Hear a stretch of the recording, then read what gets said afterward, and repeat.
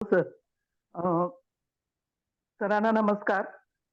समाजाचं भलं करणे या उच्च विचाराने सर्व नवीन-नवीन विषय सर विनामूल्य शिकवत आहेत, की ज्यामुळे आपण तयार झालेल्या अनेक पारंगत ज्योतिषामार्फत समाजाला चांगलं अचूक मार्गदर्शन पण मिळेल आणि लोकांना प्रश्नांची उत्तरं पण मिळतील.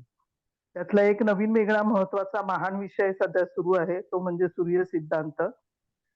सरांनी आता एक पाऊल पुढे टाकलेलं आहे. म्हणजे चंद्राकडून म्हणजे आईकडून आणि सूर्याकडून म्हणजे वडिलांकडून असं 2 ग्रुपच्या पत्रिकेत आपण अभ्यास करत आहोत. त्यातलं 3रं लेक्चर आहे आज. सर्वांना पुढच्या ज्ञानाबद्दल खूप पण उत्कंठा पण आहे आणि मी सरांचे सर्वांतर्फे आभार मानते आणि सरांना विनंती करते, की सरांनी आजचा सूर्य सिद्धांत या विषयाला सुरुवात करावी. Thank sir. धन्यवाद मॅडम, धन्यवाद. पहिल्यांदा तुमचं स्वागत करतो. आपले सगळे सहकारी आहेत, त्याच्यामध्ये दळवी साहेब आहेत, मुकेश भाऊ आहेत, कुबल मॅडम आहेत, हळदणकर मॅडम आहेत, त्याच्यानंतर इत्यादी सर्व मान्यवर आहेत, देशमुख मॅडम आहेत. तर सगळ्या मान्यवरांचं स्वागत आहे. आणि त्या ह्याच्यामध्ये आपल्याला पहिल्यांदा पुन्हा एकदा मी तुम्हाला नियम जे आहेत ते पुन्हा सांगतो की सूर्य सिद्धांताचे नियम. आता आपण ही पत्रिका जी बनवतो, वाक्य लक्षात ठेवा व्यवस्थित. जे काही तुमच्याकडे एखादी व्यक्ती आल्यानंतर, आता कॉम्प्युटराइज झालेलं आहे सगळं, तर त्याच्यामुळे ती व्यक्ती आल्यानंतर त्याची जी कुंडली असेल ती, सूर्य सिद्धांताचे नियम, जी कुंडली असेल ती, त्याला ज्या वेळेचा जन्म असेल आणि जो सूर्य कोणत्या राशीत असेल त्याप्रमाणे सूर्य सिद्धांताचं प्रथम स्थान बनवायचं असतं. पण यदा कदाचित सुदैवाने एखादी व्यक्ती जर सूर्य उगवत्याच वेळेला म्हणजे प्रथम स्थानामध्ये सूर्य असतेवेळी जर त्याचा जन्म झाला असेल, तर त्यावेळेला तुम्हाला काही कुंडलीमध्ये फेरबदल करण्याची आवश्यकता नसते. दुसरा भाग असा आहे की सूर्य सिद्धांतामध्ये नियम लक्षात ठेवा तुम्ही, की सूर्य सिद्धांतामध्ये सूर्य ज्या अंशाला असेल त्या अंशापासून फलिताची सुरुवात होते असा नियम आहे. त्यानंतर आपल्याला जो भावमध्य आहे, तो भावमध्य हा प्रत्येक ठिकाणी तुम्हाला वेगवेगळा अनुभवास येतो. त्याला कारण काय, की ज्या प्रांतामध्ये जातकाचा जन्म झाला असेल त्या प्रांताच्या अनुसार त्या जातकाचा तो भाव निर्माण होतो. कधी कधी एखादा भाव हा पुन्हा पुन्हा येतो, म्हणजे ते अंश सारखे ते नसतात, पण राशी सारखी असते. म्हणजे मीन राशी तर मीन राशी दुसऱ्याला पण असते, पण अंश सारखे नसतात. त्याच्यामध्ये बदल असा आहे की यदा कदाचित थोडीशी तुमच्याकडे थोडा अनुभव असायला हवा. तर त्याला कारण असं आहे की जर समजा एखाद्या व्यक्तीचा जन्म हा उत्तर प्रांतामध्ये झाला असेल, समजा हरियाणामध्ये झाला असं आपण समजू, आणि त्या उदित लग्न जे असेल तर त्या उदित लग्नामध्ये हा बदल का घडतो, त्याला कारण असं आहे की सूर्य सिद्धांतामध्ये अशी पद्धती आहे की सूर्याने पाहिलेला ही जी राशी आहे आणि त्याच्या वेळेला पण भाव हे नेहमी बदलत असतात. तर तुम्ही जेव्हा सूर्य सिद्धांताप्रमाणे सूर्याची कुंडली बनवणार असाल त्यावेळेला तुम्हाला त्या भावामध्ये बदल घडेल. म्हणजे तो अंश किंवा कला याच्यामध्ये कधी कधी 5-5, 10-10 अंशाचा तफावत येऊ शकते. 5-5, 10-10 अंशाची तफावत येऊ शकते. म्हणजेच काय, की सूर्य सिद्धांताच्या नियमाप्रमाणे जातकाच्या जीवनात जो काही फलादेश मिळणार असेल तो फलादेश आपल्याला जातकाला सुचवायचा असतो, असा नियम आहे. मग त्यावेळेला ज्या प्रांतामध्ये जी क्रांती असेल किंवा जे लॅटिट्यूड लॉंगिट्यूड असेल त्याप्रमाणे जातकाच्या जीवनामध्ये त्या ठिकाणी भावमध्य तयार होतो. आपण जेव्हा साधं गणित बनवतो हाताने त्यावेळेला प्रथम स्थानाचे स्पष्ट लग्न तयार करून त्यानंतर दशम भाव आपण निश्चित करतो. मग आता हा दशम भाव निश्चित झाल्यानंतर तुम्हाला तो तुमच्या लग्न कुंडलीच्या अनुसरून तो दशम भाव तयार होतो. पण जेव्हा सूर्य सिद्धांतामध्ये सूर्य लग्न लग्न मांडून सूर्याच्या याच्यावरती सुद्धा तो दशम स्थान ऑटोमॅटिकली तयार होतो. म्हणजे जर आता तुमच्याकडे कॉम्प्युटर असेल तर, किंवा जर नसेल तर हाताने बनवायचं असेल तर त्यावेळेला सूर्याचं भ्रमण ज्या राशीमध्ये होत असेल ती राशी प्रथम स्थानी मांडून त्याच्यावरती तुम्हाला दशम भाव तयार करता आला पाहिजे आणि येणे गरजेचं आहे. त्याशिवाय सूर्य सिद्धांताची जी काही फळं आहेत ती फळं आपल्याला सापडणार नाहीत. सोबत मूळ कुंडली जी असेल त्या कुंडलीमध्ये ग्रहांची व्यवस्था आणि अवस्था जशी असेल तशी त्याप्रमाणे सुद्धा जातकाच्या जीवनामध्ये जे काही चांगले आणि वाईट परिणाम मिळत असतात तर त्याचा सुद्धा आपल्याला विचार करायला हवा. आणि त्याच्यानंतर तुम्हाला जे गोचर आहे ते गोचर करताना प्रत्येक वेळेला जेव्हा जातकाच्या जीवनामध्ये बरा वाईट फलादेश जेव्हा मिळतो किंवा एखादी ऊर्जा मिळते, ती जी शक्ती आहे जी वैश्विक किरणांची जी शक्ती आहे ती शक्ती जातकाला मिळेपर्यंत त्याचं कार्य सिद्ध होत नाही. तर तुम्हाला सगळ्यांना कल्पना आहे की सूर्याची चाल एका अंशासाठी 59 कला आणि 59 वीर कला असते. मग तशाच प्रमाणे त्याची गती जी आहे ती गती रोजच्या रोज बदल होत असतो त्यामध्ये. तर त्या ह्याच्यातून जे आयनिक वृत्त आहे, तर आता आयनिक वृत्त तुम्हाला मी सांगतो. जिथून चंद्राचं भ्रमण होतं, ते चंद्राचं भ्रमण जेव्हा तुम्ही आकाशामध्ये थोडंसं निरीक्षण करण्याचा प्रयत्न करा. जेव्हा चंद्राचं भ्रमण होत असतं त्यावेळेला चंद्र कोणत्या दिशेला आहे, जसं आजचं चंद्र आता मकर राशीमध्ये अ, आहे. आता तो श्रवण नक्षत्रामध्ये आहे. तर त्याची जी काही आयनिक वृत्ताची जी चाल आहे, तर ती कुठेशी आहे? तर त्यावेळेला आजचा महिना कोणता आहे? तर आजचा महिना एप्रिल आहे.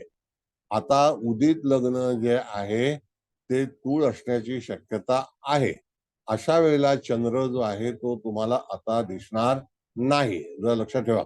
आता चंद्र का दिसणार नाही? कारण का, की ती जी सूर्य हा जो मीन राशीत आहे आणि चंद्र हा मकर राशीत आहे, तो सूर्याच्या अगोदर आहे. आणि आता 8 तारखेच्या दरम्यान जी अमावास्या होणार असेल, हा जरा थोडासा खगोलीय भाग आहे. व्यवस्थित शांत चित्ताने ऐकणे आणि मला त्याच्यावरती प्रश्न विचारणे. आणि मग अशा वेळेला तो तिथे उत्तरेला भ्रमण करीत असल्यामुळे तो आपल्याला दिसणार नाही. म्हणजे त्याचं जे आयनिक वृत्त आहे, ते उत्तरेकडून सुरू आहे. पण सूर्य सिद्धांताप्रमाणे सूर्याचा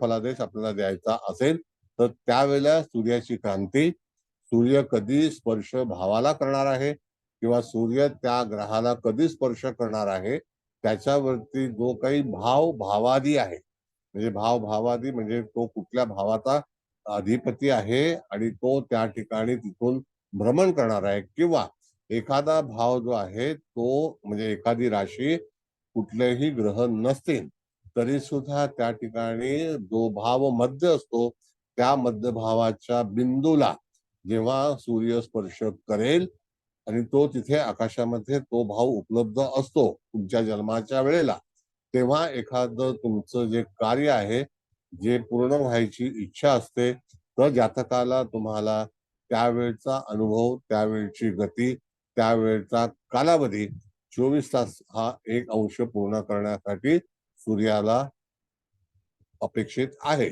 मग त्या 24 तासामध्ये जातकाचं कार्य मग दिवा किंवा रात्री ह्या ह्याच्यामध्ये होतं.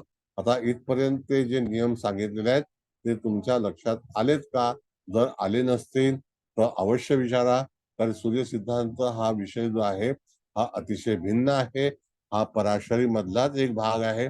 पण त्याचा फलादेश हा पूर्णपणे सूर्याच्या भ्रमणावरती विकसित केलेला असून त्यावरती जो काही फलादेश बरा वाईट मिळायचा असेल, स्थान प्रमाणे मिळत असेल, तर त्यावेळेला समजा आता आपण जर सूर्य पाहिला तर तो मीन राशीमध्ये आहे.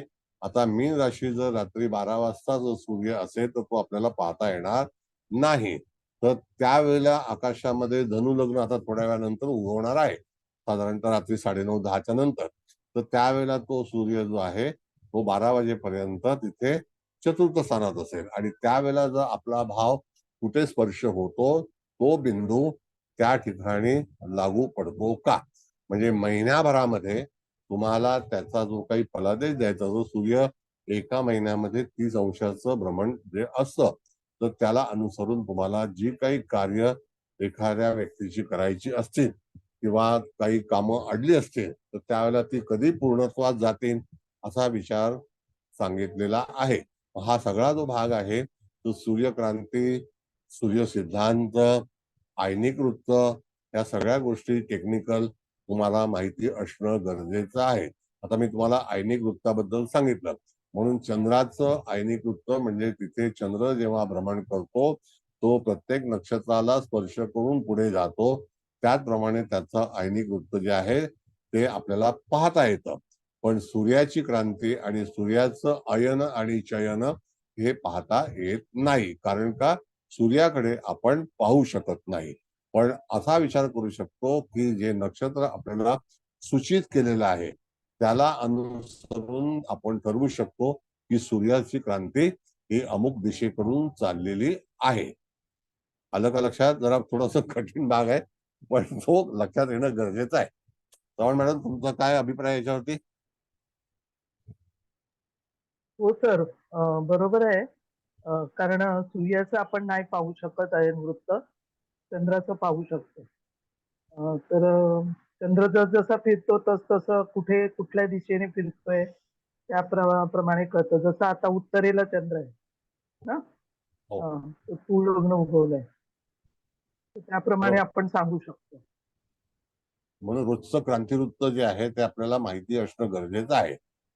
आणि आपल्या पृथ्वीचा जो काही पार्ट आहे तो आपण तिथे दक्षिण प्रभागच पाहू शकतो. तर दक्षिण प्रभागच आपल्याला पाहता येतो.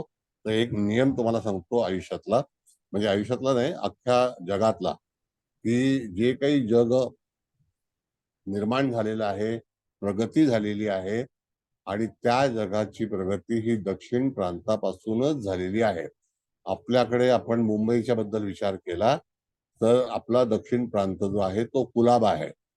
तर ज्या वेळेला मुंबई प्रगती पथावरती सुरुवात होत होती त्यावेळेला ती दक्षिणेकडूनच तिची सुरुवात झाली होती आणि तिचा शेवट जो आहे तो उत्तरेला झाला होता. हा एक नियम आहे.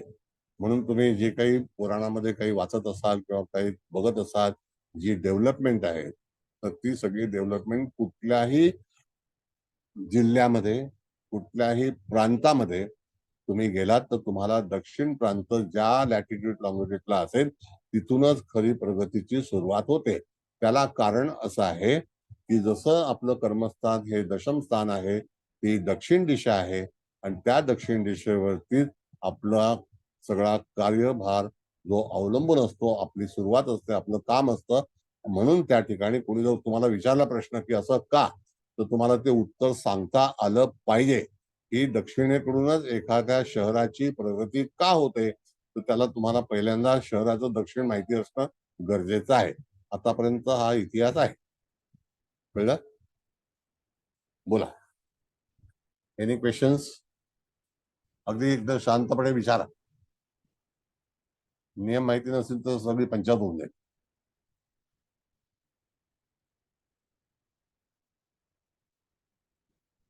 बोला. सर नमस्कार. दक्षिण प्रांताकडनं प्रगती का होते ह्याच्या वेळेस माझ्या इथला मला सांगाल का परत?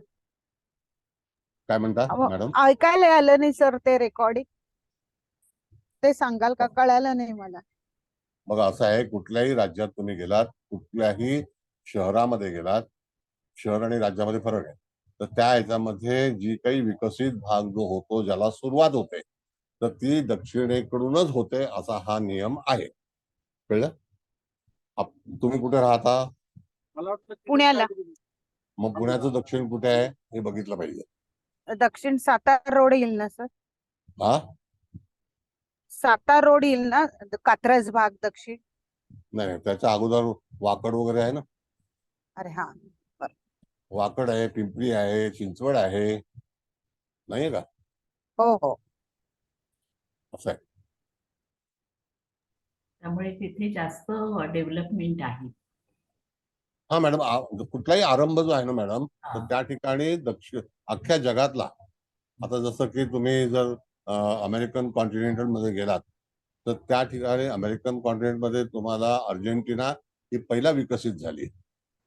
जर तुम्ही आफ्रिकेमध्ये गेलात तर तुम्ही साऊथ आफ्रिकेचं जे लंडन शहर आहे तिकडून त्याला विकासाला सुरुवात झाली. म्हणजे Cape Town, I mean to say Cape Town म्हणून त्यांची राजधानी आहे, तिकडून झाली. प्रत्येक तो त्यांचा प्रांत आहे कारण ते दक्षिणेला आहेत. म्हणजे ज्या ज्या शहरामध्ये ज्या ज्या ठिकाणी तुम्ही जेव्हा जाल तर त्याला दक्षिण प्रांतापासून त्याची सुरुवात होते. असं तिकडे ऊर्जा भौगोलिक जास्त आहे म्हणजे ना सर. आपल्याकडे साऊथला सुद्धा सांस्कृतिक दृष्ट्या आणि याच्या दृष्टीने जास्त परंपरेच्या दृष्टीने साऊथला जास्त डेव्हलपमेंट दिसते. हो, हा रामेश्वरम वगैरे बघा ना तुम्ही, हो, त्या ठिकाणी आहेत. म्हणजे तुम्हाला एक कल्पना सांगितली की असं का असतं. आणि त्याचा सिक्वेन्स खूप चांगला सांगितला सर की कर्मस्थान हे दक्षिणेला असल्यामुळे कर्माने प्रगती होत असते.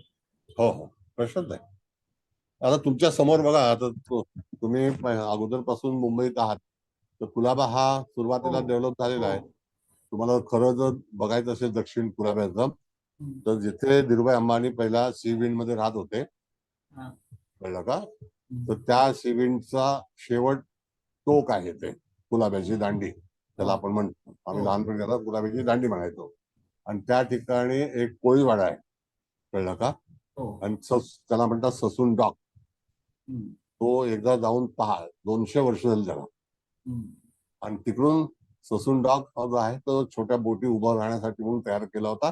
आणि हो. तो विस्तारित करत करत करत करत मुंबई दहिसरपर्यंत पोहोचले. असं आहे. अगदी खरं आहे सर. बरोबर. विषय माहिती पाहिजे. हम्म. एकदा सगळ्यांनी जाऊन ससून डॉक पाहून या, तुम्हाला आश्चर्यचकित व्हाल. बरं ठीक आहे, सर मी विचारू का? हा विचारा. हा बेटा सर बोल. पहिला नियम लिहिलाय, सूर्य ज्या राशीत असेल तो प्रथम भाव.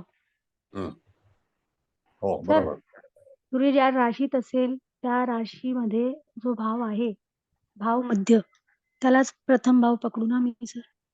हो सूर्याची राशी आधी धरून मी भाव बनवू नको ना? म्हणजे सूर्याच्या राशीच्या आधारे मी गणित करू नको ना सर? नाही नाही, भाग असा आहे की ज्या वेळेला तुम्हाला सूर्य समजा तुमचा पंचम स्थानात आहे असं समजूया आपण, पण पंचम स्थानामध्ये पंचम भाव किती आलेला आहे हे पहिला ठरवावं लागेल आपल्याला. त्या बरोबर. ठिकाणी पंचम भाव हा लग्नी दिला, तिथे सूर्य किती अंशाचा आहे, यदा कदाचित तो एंटर करताना 2 अंशाचा असेल तर पंचम स्थान 2 बरोबर. अंशाचं नसणार, 2 अंशाचं नसेल. तर पंचम स्थान जे असेल, जो भाव तिथे त्याला सापडला असेल ते प्रथम स्थान त्याच अंशाचं बनवायचा नियम आहे. हा मग सर तसं जे तुम्ही लिहिले ना, सूर्य ज्या राशीत असेल ते प्रथम भाव, हे समजूनच पुढे आपण रीडिंग करायचंय ना सर? हो बरोबर आहे, पण सूर्य समजा 2 अंशाचा आहे तर प्रथम ते स्थान कळलं ते मला. 2 ते 2 अंशाचं आणि होणार वडील नाही. मूळ कुंडलीमध्ये जो भाव मध्ये आहे तोच पंचम स्थानाचा भाव आपल्याला विचार करून त्याचं प्रथम लग्न मांडून त्याच्यावरती सूर्य हा निक्षेप करायचा असतो. Okay, thank you sir. थँक्यू. आणि एनिबडी, थोडासा हा विचार थोडासा वेगळा आहे सूर्य सिद्धांतात. बोला, विचारा.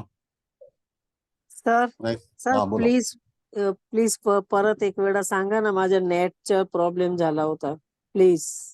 मॅडम आता मी सर्व दरवेळेला प्रत्येकाच्या नेट बद्दल सांगत बसतो, माझा अभ्यास प्लीज प्लीज सर, नेटचं कुठपर्यंत झालेलं ऐकलं तुम्ही, कुठपर्यंत ऐकलं होतं मला काय माहिती पडणार. आज सूर्य ते कुंडली मांडायला, ते सूर्य सिद्धांत मधले. असं आहे मॅडम की आता समजा तुमचं जे काही लग्न असेल तर त्याला तुमचा जन्म किती वाजता झालेला आहे, किती वाजता झालाय आणि कोणता महिना आहे. सकाळी 9 आणि चैत्र बरं ठीक महिना. आहे, म्हणजे तो 12व्या स्थानामध्ये आहे आणि त्यावेळेला 11वा सर. तुमचं 11व्या स्थानामध्ये आहे. मग हा त्यावेळेला तुमचं हा लग्न मिथून आहे का त्या ह्याच्यामध्ये? वृषभ आहे सर, वृषभ आहे. वृषभ आहे. मग वृषभ लग्न हे किती अंशाचं आहे? अच्छा, 3 अंश. 3 अंशाचा आहे. मग तो मला 3 अंशाचाच बेनिफिट मिळेल. मग जर सूर्य किती अंशाचा असला त्याला हे नाही आहे, पण लग्न 3 अंशाचं आहे वृषभ, आणि सूर्य जो आहे तो जर अच्छा. मेष राशीमध्ये असेल तर मेष हा. राशीमध्ये सूर्य किती तारखेला होता तो, तर तुमचा जन्म किती तारखेला, म्हणजे तुमचा आता जवळपास वाढदिवस येण्याची शक्यता आहे? एप्रिल सर, आणि आपल्या एप्रिल वाढदिवसाची शक्यता आहे. किती तारीख आहे तुमचा? April 13 April.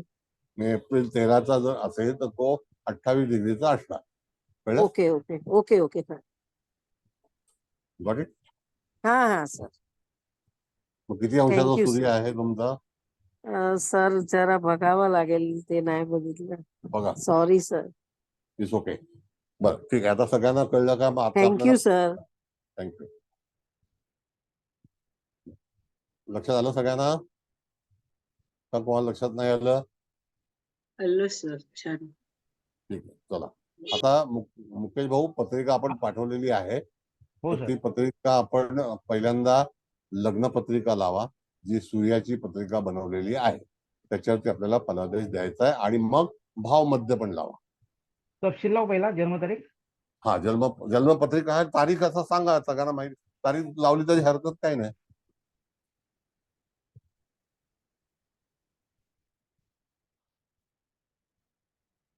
आता तारीख इथे दिली आहे 2/1/1967 सकाळी 7:09 तारीख आहे. मुंबई. व्यक्ती पुरुष आहे.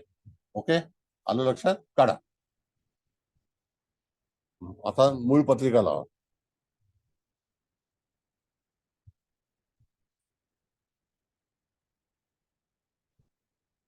मग आता मूळ पत्रिका लग्नी सूर्य मांडलेला आहे. कळलं का? आता लग्नी सूर्य मांडलेला आहे तर तो सूर्य हा धनुराशीचा आहे. म्हणजेच काय की त्या ठिकाणी धनुराशीमध्ये सूर्य 17 अंशाचा आहे. तर तो महिना कुठला असेल हे बघितलं पाहिजे. त्याच्यावरती 17 अंशाचा विचार केला जातो. सूर्य धनुराशीमध्ये केव्हा येतो? तर 15 डिसेंबर नंतर येतो. म्हणजे हा जन्म जानेवारी महिन्याच्या 2-3 तारखेचा आहे का? किती तारीख होती मुकेश भाऊ जानेवारी महिन्याची? हो सर, 2 तारीख आहे. हा, मग तसं लक्षात ठेवणं गरजेचं आहे. कळलं का? 2 तारीख आहे जानेवारी महिन्यात. तर लगेच तुम्हाला सूर्याच्या स्पष्ट सूर्य असतो ना, त्याच्यावरून कळतं आपल्याला. ओके सर, बर. हा, सर बोला. तुमचं खरं आहे, माझं सूर्य 29 अंशाचा आहे. आता ठीक आहे. खरं आहे खोटं आहे? थँक्यू. हा सर, बघितलं. ठीक आहे. बर. आता दुसरा भाग, आता आपल्याला फलादेश बघायचा. आता व्यवस्थित लक्ष द्या. फलादेश करते वेळी काय करायला लागेल तुम्हाला? एक तर पहिल्यांदा हे सगळे ग्रह तुमचे पाठ असणं गरजेचं आहे. कळलं का? आणि ते सगळे ग्रह पाठ मध्ये येतो. थोडासा याच्यात लॉजिक विचार करा की 0 अंशाचा शुक्र आहे आणि 0 अंशाचा शनी आहे. असं तुम्हाला पाहायला मिळेल का कधी? बघा. नाही मिळालं. हा, 0 अंशाचा कोण आहे? शुक्र पण आहे आणि शनी पण आहे. हा, म्हणजे एक कला शनी कमी आहे आणि एक कला जास्ती शुक्र आहे. बरोबर आहे की नाही? पण राशी भिन्न आहेत त्यांच्या. बरोबर आहे? हा, आता लक्षात घ्या. परत सांगतो, मी कंटाळणार नाही. तुम्हाला शिकवलं पाहिजे. आता भाग असा राहिला की आपल्याला जातकाच्या जीवनामधील कुठल्या स्थानाचा प्रश्न आहे, त्यावरती सूर्याचं भ्रमण कोणत्या तारखेला पर्टिक्युलर त्या ठिकाणी होणार आहे. आता कोणीतरी असं विचारा किंवा कुठल्या स्थानाचा प्रश्न आहे. आता या व्यक्तीचा विवाह झालेला आहे. विवाह हो. हा मॅडम बोला. चौथ्या स्थानाचा घेऊया का? ओके, ठीक, हरकत नाही. आता चौथं स्थान आपण पाहिलं तर मीन राशीचं येतं. बरोबर आहे? हो. हा, मीन राशीमध्ये सूर्य हा किती कधी येणार आहे? तर तो त्या ठिकाणी 15 मार्च नंतर येणार आहे का? बघा. नाही, ते डिसेंबर झाला. जानेवारी, फेब्रुवारी, मार्च मध्ये येईल. 15 मार्च नंतर. 15 मार्च. हा, 15 मार्च. हा, पुढे म्हणजे 15 मार्चच्या पुढे. आता इथे भाग असा आहे मॅडम की इथे ही रास आहे ती मीन आहे आणि तिचा जो काही बिंदू आहे तो 26, 59, 17 आहे. कळलं का? मीन राशीचा भाव मध्य 26, 59, 17. बरोबर आहे?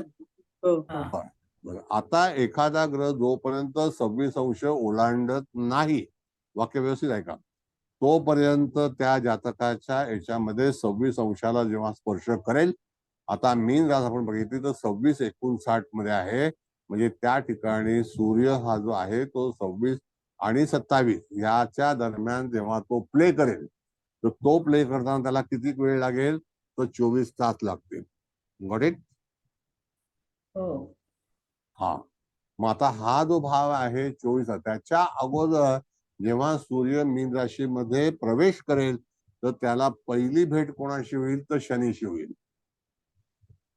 हो. कारण शनी 0 अंशात आहे. बरोबर आहे? हो. हा. मग जर समजा सूर्य शनीला स्पर्श करत असेल तर त्याला धनस्थानाचा अधिपती आहे आणि पराक्रम स्थानाचा अधिपती आहे. हा. बरोबर आहे? होय. हो. मग शनीला जेव्हा सूर्य स्पर्श करणार असेल तर त्यावेळेला बेनिफिट कोणत्या स्थानाला मिळेल, तर धनस्थान आणि पराक्रम स्थान, हम्म. होय. मकर रास आणि कुंभ रास.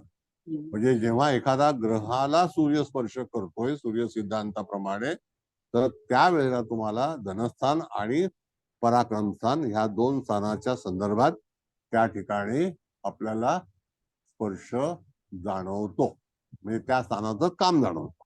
बरोबर. बरं, आता आणखी एक तुम्हाला मी सांगतो, आता माझ्या लक्षात आलंय म्हणून. म्हणजे काही काही गोष्टी ज्या आहेत ना त्या वेळेवरती लक्षात येणं गरजेचं आहे. ऐकताय ना तुम्ही सगळेजण? हो सर. हा सर. आता तुम्हाला कल्पना आहे की आपण खगोलशास्त्रामध्ये असा विचार करतो की शनी हा सगळ्यात शेवटचा ग्रह आहे की नाही? हो. कक्षेपलीकडचा. बरोबर आहे की नाही? होय. मग अशा वेळेला तो का शेवटचा आहे? जर तुम्ही सूर्याकडून जर पाहिलं तर शेवटची रास कोणती येते? मकर येते की नाही?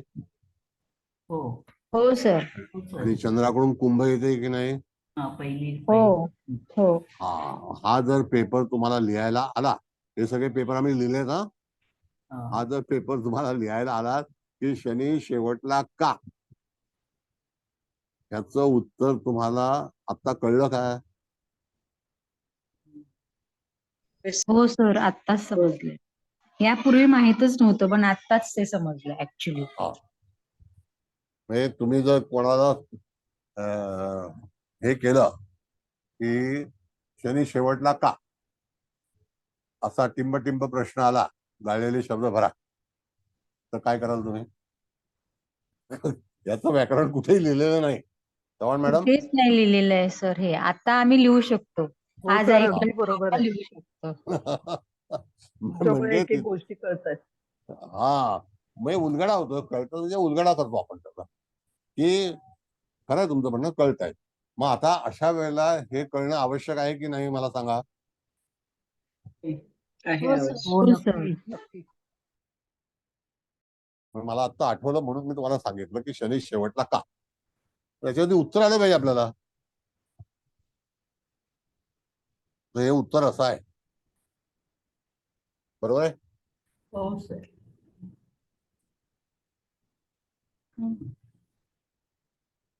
बर, आता सूर्य मॅडमने विचारलाय चतुर्थ स्थानाचा प्रश्न. चतुर्थामध्ये शनी आहे, शनी रवीचा केंद्र योग आहे, हा कधी टळणार नाही, तो तसाच्या तसाच आहे.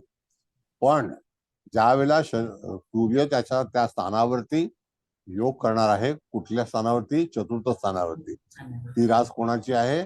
तर मीन रास, म्हणजे ती गुरुची आहे. त्यामध्ये विराजमान कोणता ग्रह आहे? तर शनी आहे. त्याचा जो भाव मध्य आलेला आहे तर तो भाव मध्य 26, 59, 17 आहे.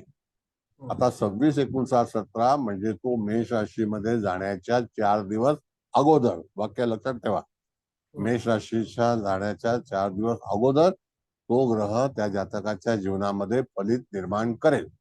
कोणतं असेल ते? तर ते कौटुंबिक असेल, भावासंदर्भात असेल, त्यानंतर चतुर्थ स्थानासंदर्भात असेल. आणि अशा वेळेला चतुर्थ स्थान हे गुरुच आहे, म्हणजे तो लाभार्थी ग्रह, लाभार्थी रास कोणाची आहे? तर गुरुची आहे. बरोबर आहे की नाही? होय. बरोबर आहे. हम्म. असं बोला, मध्ये मध्ये काहीतरी सांगा, तर मला असं वाटेल की हो, तुम्ही सर. आत. होय सर, आहे ना. तुम्ही नाही आहात असं वाटलं तर मी बडबडत राहील. कळलं? कन्सेप्ट कळला? मग काय काय होऊ शकतं? आर्थिक प्राप्ती होऊ शकते. भावंडांचे एखादे प्रश्न असतील तर त्या काळामध्ये ते निवारण होऊ शकते. होय. चतुर्थ स्थानातील काही प्रश्न असतील ते सूर्याशिवाय सोडवले जाणार नाही. सूर्य हा राजा आहे अख्ख्या आपल्या भूगोलाचा, कळलं? हा. म्हणजे आपल्या पृथ्वीचा राजा आहे तो त्या ठिकाणी, म्हणजे ह्याचा खगोलाचा राजा आहे. असं खगोलमध्ये फार मोठे मोठे सूर्य आहेत, ते वेगळे आहेत. पण आपण ज्या प्रांतात आहोत ती पृथ्वीला पहिला हा सूर्य ग्रह आहे. आणि हे जे विज्ञान आहे ते भागवतामध्ये पण सुचवलेलं आहे. मग अशा वेळेला तुम्हाला 3 स्थानाचा भाग जो आहे तो त्या ठिकाणी नमूद केलेला आहे. आता त्यानंतर तुम्ही थोडस लॉजिक लावलं तर बघा, शुक्राला 2 राशी आहेत, बुधाला 2 राशी आहेत, गुरुला 2 राशी आहेत, शनीला 2 राशी आहेत, मंगळाला सुद्धा 2 राशी आहेत. एक हो. आणि वृश्चिक म्हणजे मेष आणि वृश्चिक, वृषभ आणि तूळ, मिथुन आणि कन्या, नाही का? होय. हा. आणि त्या वृषभ आणि तूळ झालं, मिथुन कन्या झालं, आणि मकर आणि कुंभ अशा 2 राशींचं विभाजन झालेलं आहे. बरोबर आहे? मग अशा वेळेला तुम्हाला जोपर्यंत तारीख काढायची असेल तर तारीख काढणं फार महत्वाचं आहे. हा जो तारीख काढण्याचा भाग आहे, हा गणिताचा भाग आहे, तो तुम्हाला ताबडतोब डोक्यात लक्षात ठेवून सांगणं आवश्यक आहे. या तर तुमच्याकडे आलं तर त्याकडे तोंडाकडे बघत बसू नका, लगेच उत्तर फटाफट आलं पाहिजे. बोला, आता कोणाला कळलं नसेल तर विचारा.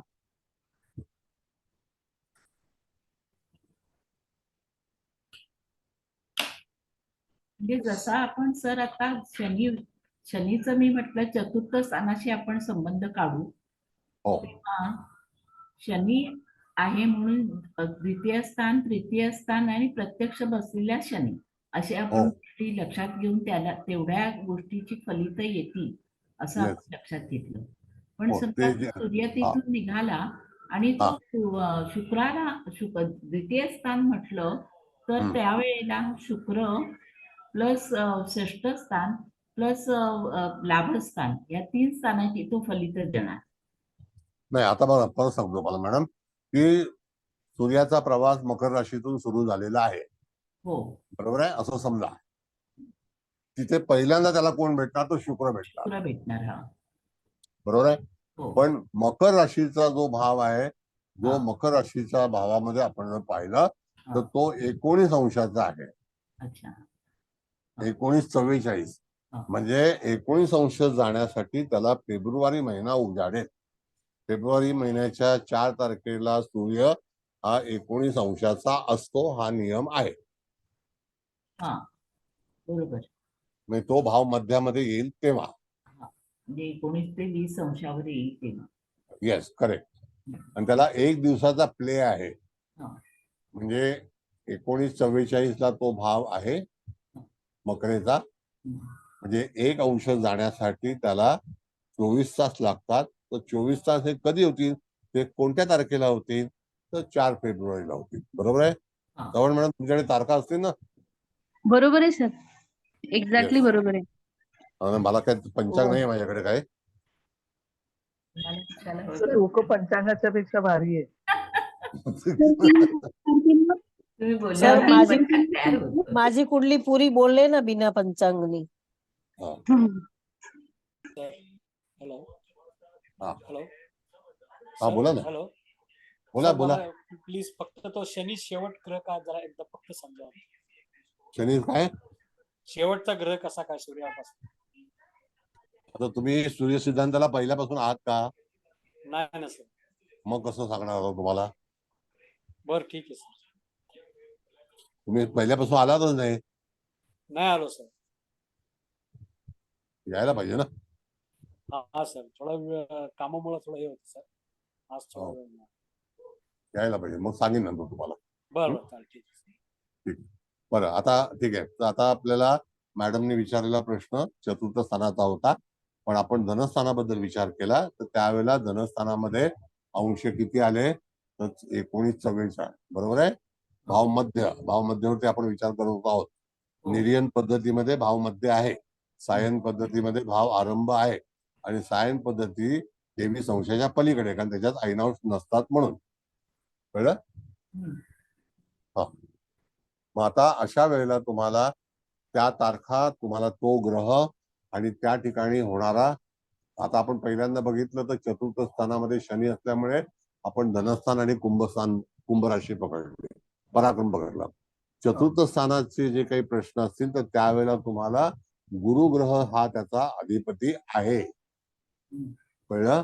मग गुरुग्रह हा मुळामध्ये कुंडलीमध्ये कुठेशी विराजमान आहे मला इथे दिसत नाहीये. गुरु अष्टमात आहे. कर्क राशीला आहे. कर्क होय. राशीला आहे. हो है ना? हो. हा. मग गुरु जर अष्टमात कर्क राशीला असेल तर त्या ठिकाणी तो 8°21 कलेला आहे. होय. बरोबर आहे की नाही? हो हा, मग तो कर्क राशीचा विचार झाला. आपण ठरलेला आहे पहिला की जर समजा सूर्य जर धनुराशीला असेल, ऐका व्यवस्थित विचार ऐका. सूर्य जर धनुराशीला असेल आणि त्याच्या अष्टमात गुरु उच्चीचा होत असेल तर तो एक प्रकारचा राजयोग असतो. तो तिथे नीचेचा नाही, तो विपरीत राजयोग आहे. आणि अशा ह्या सूर्य सिद्धांतामध्ये जर आपण बघितलं तर आपल्याकडे एक पंतप्रधान आणि एक आपले राष्ट्रपती हे दोन त्याच लग्नाचे होते आणि त्यांचा दोघांचाही गुरु हा अष्टमात होता सूर्यापासून. तर त्याच्यामुळे त्या जातकांना एवढ्या चांगल्या प्रतीचं हुद्दा प्राप्त झाला आणि कुठल्याही तऱ्हेचं जास्ती परिश्रम न करता त्या व्यक्तीच्या जीवनामध्ये अतिशय चांगल्यापैकी यश मिळालं. हे तुमच्या समोरची गोष्ट आहे की नाही सांगा? तर राजयोग कसे पाहायचे असतात असं, बरोबर आहे? होय. कनेक्टिव्हिटी कशी आणली आपण? तर सूर्य जेव्हा मीन राशीत आला त्याचा अधिपती हा अष्टम स्थानामध्ये जरी असला तरी सुद्धा तो त्या ठिकाणी उच्च राशीमध्ये त्याच्या आहे. पुष्य नक्षत्राच्या दुसऱ्या चरणामध्ये म्हणजे कन्या नवमाशामध्ये तो आहे. कळलं का? व्यवस्थित समजून घ्या, काही घाई नाही. विषय हा फार इंटरेस्टिंग आहे.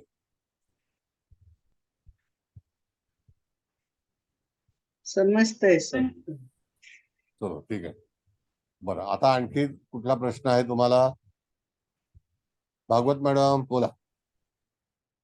सर तुम्ही मकरेचं सांगितलं, शनी जेव्हा कुंभेत येईल तेव्हा ते पॉकेट रिकाम आहे. तर तो जेव्हा लग्न मध्याला स्पर्श करेल तेव्हा तो त्या तृतीय स्थानाची फळं देईल आणि काय काय करेल तो सांगतो. आता कुंभ राशी 23-21 ला आहे का? 23-21 ला त्रिपाद नक्षत्र असतं आणि ते नक्षत्र जे आहे 20 अंशाला सुरू होतं. 20 अंश ते 23-20 पर्यंत म्हणजे तो दुसऱ्या चरणामध्ये जातो.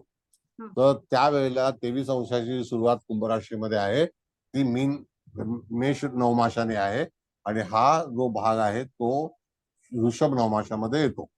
बरोबर आहे? तर त्या ठिकाणी काय होईल असं तुमचं म्हणणं आहे, हरकत नाही. यदा कदाचित तुमच्या जीवनामध्ये छोटे प्रवास होतील. तुमच्या भावाचं जर काही एखादं कार्य अडकलं असेल, रखडलं असेल तर ते पूर्णत्वास जाईल.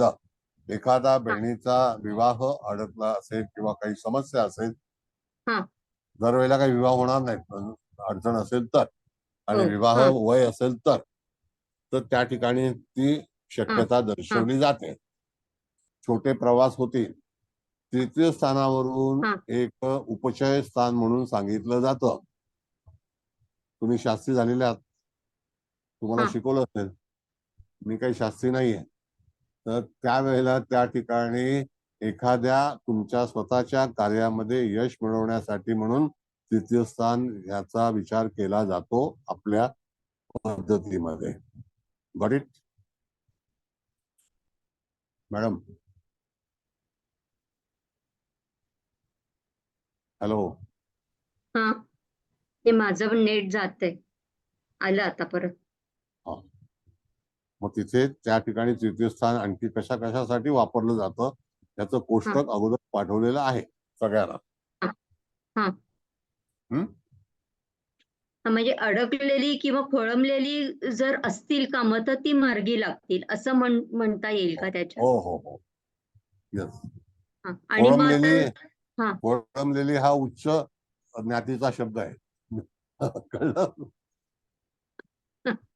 किंवा काहीतरी कारणामुळे जे उगाच सरकत नाहीयेत, काही ना काहीतरी विघ्न येत आहेत, तर ती विघ्न सगळी दूर होतील असं सांगता प्रश्नच येईल नाही. आपल्याला. हो, त्या दरम्यान हा, आणि तिथपर्यंत वाट पाहावी लागेल. हा, बोला बोला बोला मॅडम. ओके, बरोबर. आणि आता 11वा म्हणजे ते शनी त्याचा मालक तिकडे पुढच्या स्थानात बसला, तर त्या तिसऱ्या पॉकेटमध्ये सूर्य आल्यामुळे शनीला किंवा शनी जिथे बसलाय त्या पॉकेटला असा काही लाभ होईल का? हो, लाभ होईल. म्हणजे नियम असा आहे, जसं आपण मगाशी गुरुबद्दल पाहिलं, तर ज्या हम्म, राशीमध्ये सूर्य प्रवेश करतो त्याचा अधिपती सुद्धा त्या ठिकाणी कसं असतं की राजा तुमच्या घरी आला. आता हा, तुम्ही डोंबिवलीला जर समजा आमदार तुमच्या घरी आले, हा. रवींद्र चव्हाण, तर तुम्हाला काय वाटेल? काय बरं वाटेल. मग करून देणार ना आपण. आपल्याला कुठे सह्या हव्यात, काय हव्यात, काय ती आपल्या डिफिकल्टीज आपण लगेच हे करतो ना. हो, कळलं? सूर्याशिवाय काही होणार नाही. फडणवीस तुमच्या घरी आले तर काय होईल? पण म्हणजे शनी जिथे त्या स्थानाला पण फायदा मिळेल. शनी जिथे बसलेला आहे त्या नक्की. 4थ्या स्थानाला पण फायदा मिळेल. राजाकडे भेदभाव नाही. हा. आणि कारण बाकीची पण बरीच रिकामी पॉकेट्स आहेत. मग तिकडे जरी तो आला तरी त्याचा मालक जिथे बसलाय त्या स्थानाला पण फायदा देईल. येस. ओके. अधिकतम कसं असतं मॅडम, की त्यावेळेला ना तुम्हाला बघितलं पाहिजे की त्या ठिकाणी फक्त राहू केतूचा अपवाद आहे. हा, कळलं का? हा. तर त्या राहू केतूमध्ये आला तर मनुष्य त्रासात येणार. ओके, हम्म. ठीक आहे, कळलं सर. ओके. हो हो, थँक्यू.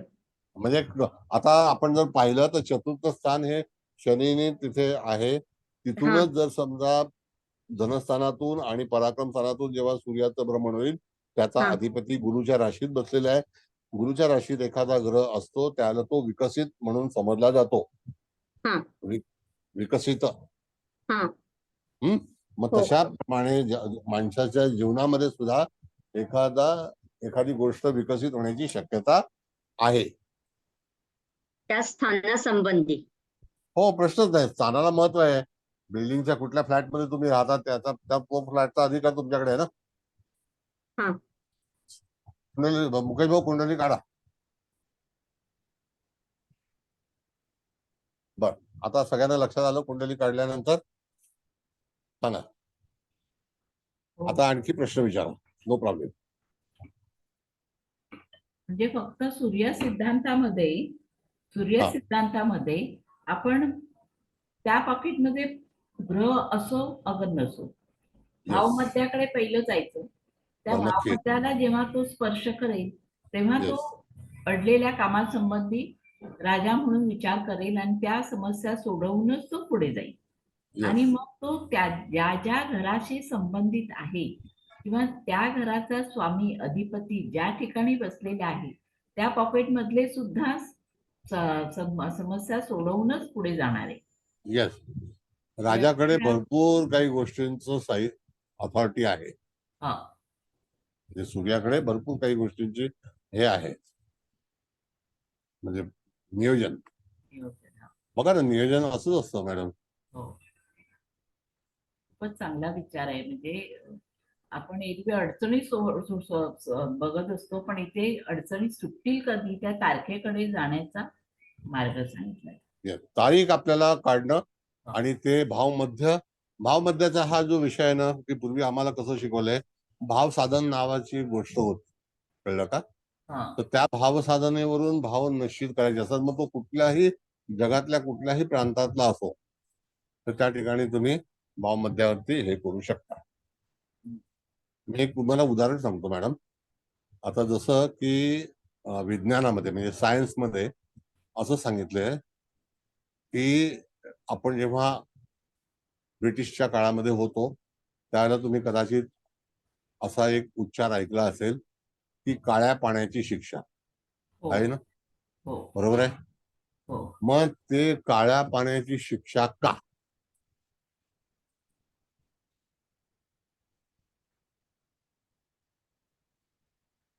आहे कोणाला माहिती?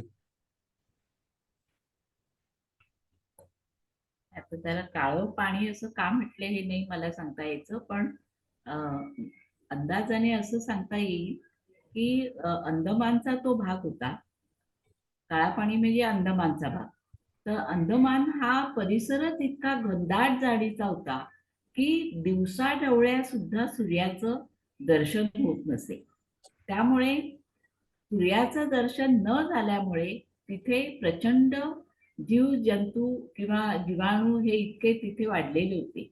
त्यामुळे सूर्य जिथे दिसत नाही, तिथे सूर्यप्रकाश पोचतच नाही, तर तो सगळा भाग अंधारा असा मी संदर्भ लावते हा. पण मला यातला पर्टिक्युलर हे नाही. आज तुम्ही प्रश्न विचारलात म्हणून थोडस विचार केलाय. आपण सांगा. सांगतो मी तुम्हाला, सांगतो. आता तुम्ही जगातलं सगळं पाणी पाहिलं असेल, हा, बरोबर आहे? हा. तुम्ही पॅसिफिक पाहिला, अटलांटिक पाहिला, बरं, ते सगळं पाणी निळं दिसतं की नाही आपल्याला? हो. नाही का? निळं किंवा हिरवं दिसतं. हा. पण हेच पाणी काळं का? तर त्याला सांगतो तुम्हाला. जो काही बे ऑफ बेंगाल आहे, हा. आणि तो बे ऑफ बेंगाल मध्ये तुम्ही जरी गंगेकडे गेलात तरी सुद्धा गंगेमध्ये तुम्हाला पाणी हे काळच आहे. आणि ते सगळं गंगेचं पाणी बे ऑफ बेंगाल मधून, विशाखापट्टणम मधून जेव्हा अंदमान या बेटावरती येतं, तर ते पाणी संपूर्ण तो समुद्र ब्लॅक सी आहे, म्हणून ते पाणी काळं, आणि म्हणून काळ्या पाण्याची शिक्षा, असं ब्रिटिशांचं म्हणणं होतं. सर, आणि हाय अमाऊंट ऑफ सॉल्ट पण आहे त्या समुद्रामध्ये. म्हणजे त्याला ते काळं पाण्याचं हे काय दिलेलं आहे, कारण का की त्या पाण्यामध्ये तुम्ही आतली गोष्ट पाहू शकत नाही. तुमचं डार्क म्हणजे अंधार. कळलं? ठीक आहे, चला आपण ज्योतिषाकडे जाऊया. बरं, पुढे आणखी कुठला प्रश्न आहे? दशम स्थानाचा प्रश्न आहे, सांगा. सर मी विचारू? विचारा. पंचम स्थानामध्ये राहू आहे आणि मेष रास आहे. बरोबर. मेष राशीचा मध्य आहे 23-21. बरोबर. 23-21 वरनं जाईल त्यावेळेला मेष रास म्हणजे पंचमाला काही ना काहीतरी प्रॉब्लेम होणार. प्लस वृश्चिक व्ययात आहे, त्याला पण प्रॉब्लेम होणार, आणि मंगळ दशमात आहे. म्हणजे 10व्या स्थानाला पण प्रॉब्लेम होणार का, कसं होणार? नाही, सांगतो. कसं आहे की ज्या वेळेला सूर्याचं भ्रमण राहूच्या मुखातून होतं, तर राहू हा किती अंशाचा आहे हे पहिल्यांदा आपल्याला ठरवावं लागेल. बरोबर आहे? ओके. तर राहू किती अंशाचा आहे? 19 मध्ये भरणी नक्षत्रामध्ये आहे. बरोबर आहे? करेक्ट. मग त्या भरणी नक्षत्रामध्ये जेव्हा सूर्याचं भ्रमण होईल, तर त्यावेळेला तुम्ही बघितलं तर साधारणतः आपण बघितलं तर 7 तारीख असेल. कोणती? तर मे महिन्याची. बघा असेल का? बघा, 7 तारीख असेल मे महिन्याची. हो चव्हाण मॅडम. हो आहे ना. म्हणजे आपल्याला आपल्या जातकाला त्या पर्टिक्युलर दिवसासाठी सावधान करून ठेवायचं की तुला 7 तारखेच्या दरम्यान काही कष्ट येण्याची शक्यता असू शकते.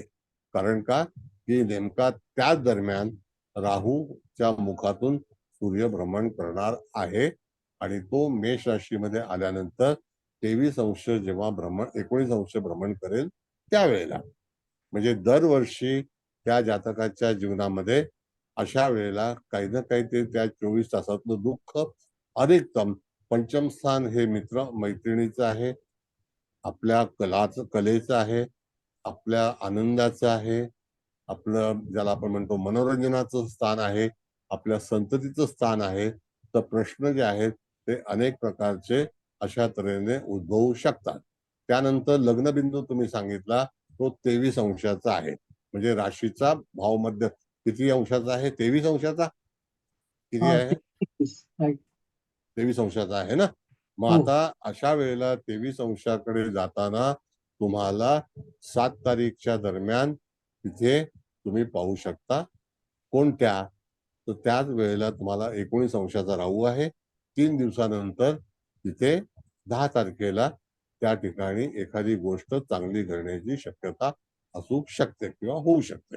मेष रास ही छोटी आहे. सूर्याला भ्रमण करण्याकरता त्या ठिकाणी 59 कला 59 विकला लागत नाही. तर कधी कधी त्यावेळेला सूर्याला 58 कलाचा भाव असतो, 1 कला कमी होते. कळलं का? Okay sir, thank you. सर इथे आता म्हणजे त्याला चांगली पण घटना घडू शकेल असं हो म्हणताय. हो हो हो. पण एखादं कसं असतं मॅडम, सांगतो तुम्हाला मी. आजचा चंद्र मकरेला आहे, बरोबर आहे की नाही? हो कुंभ राशीला तो चंद्र जो आहे तो 12वा आहे, हो हो सर. नाही का? बरोबर.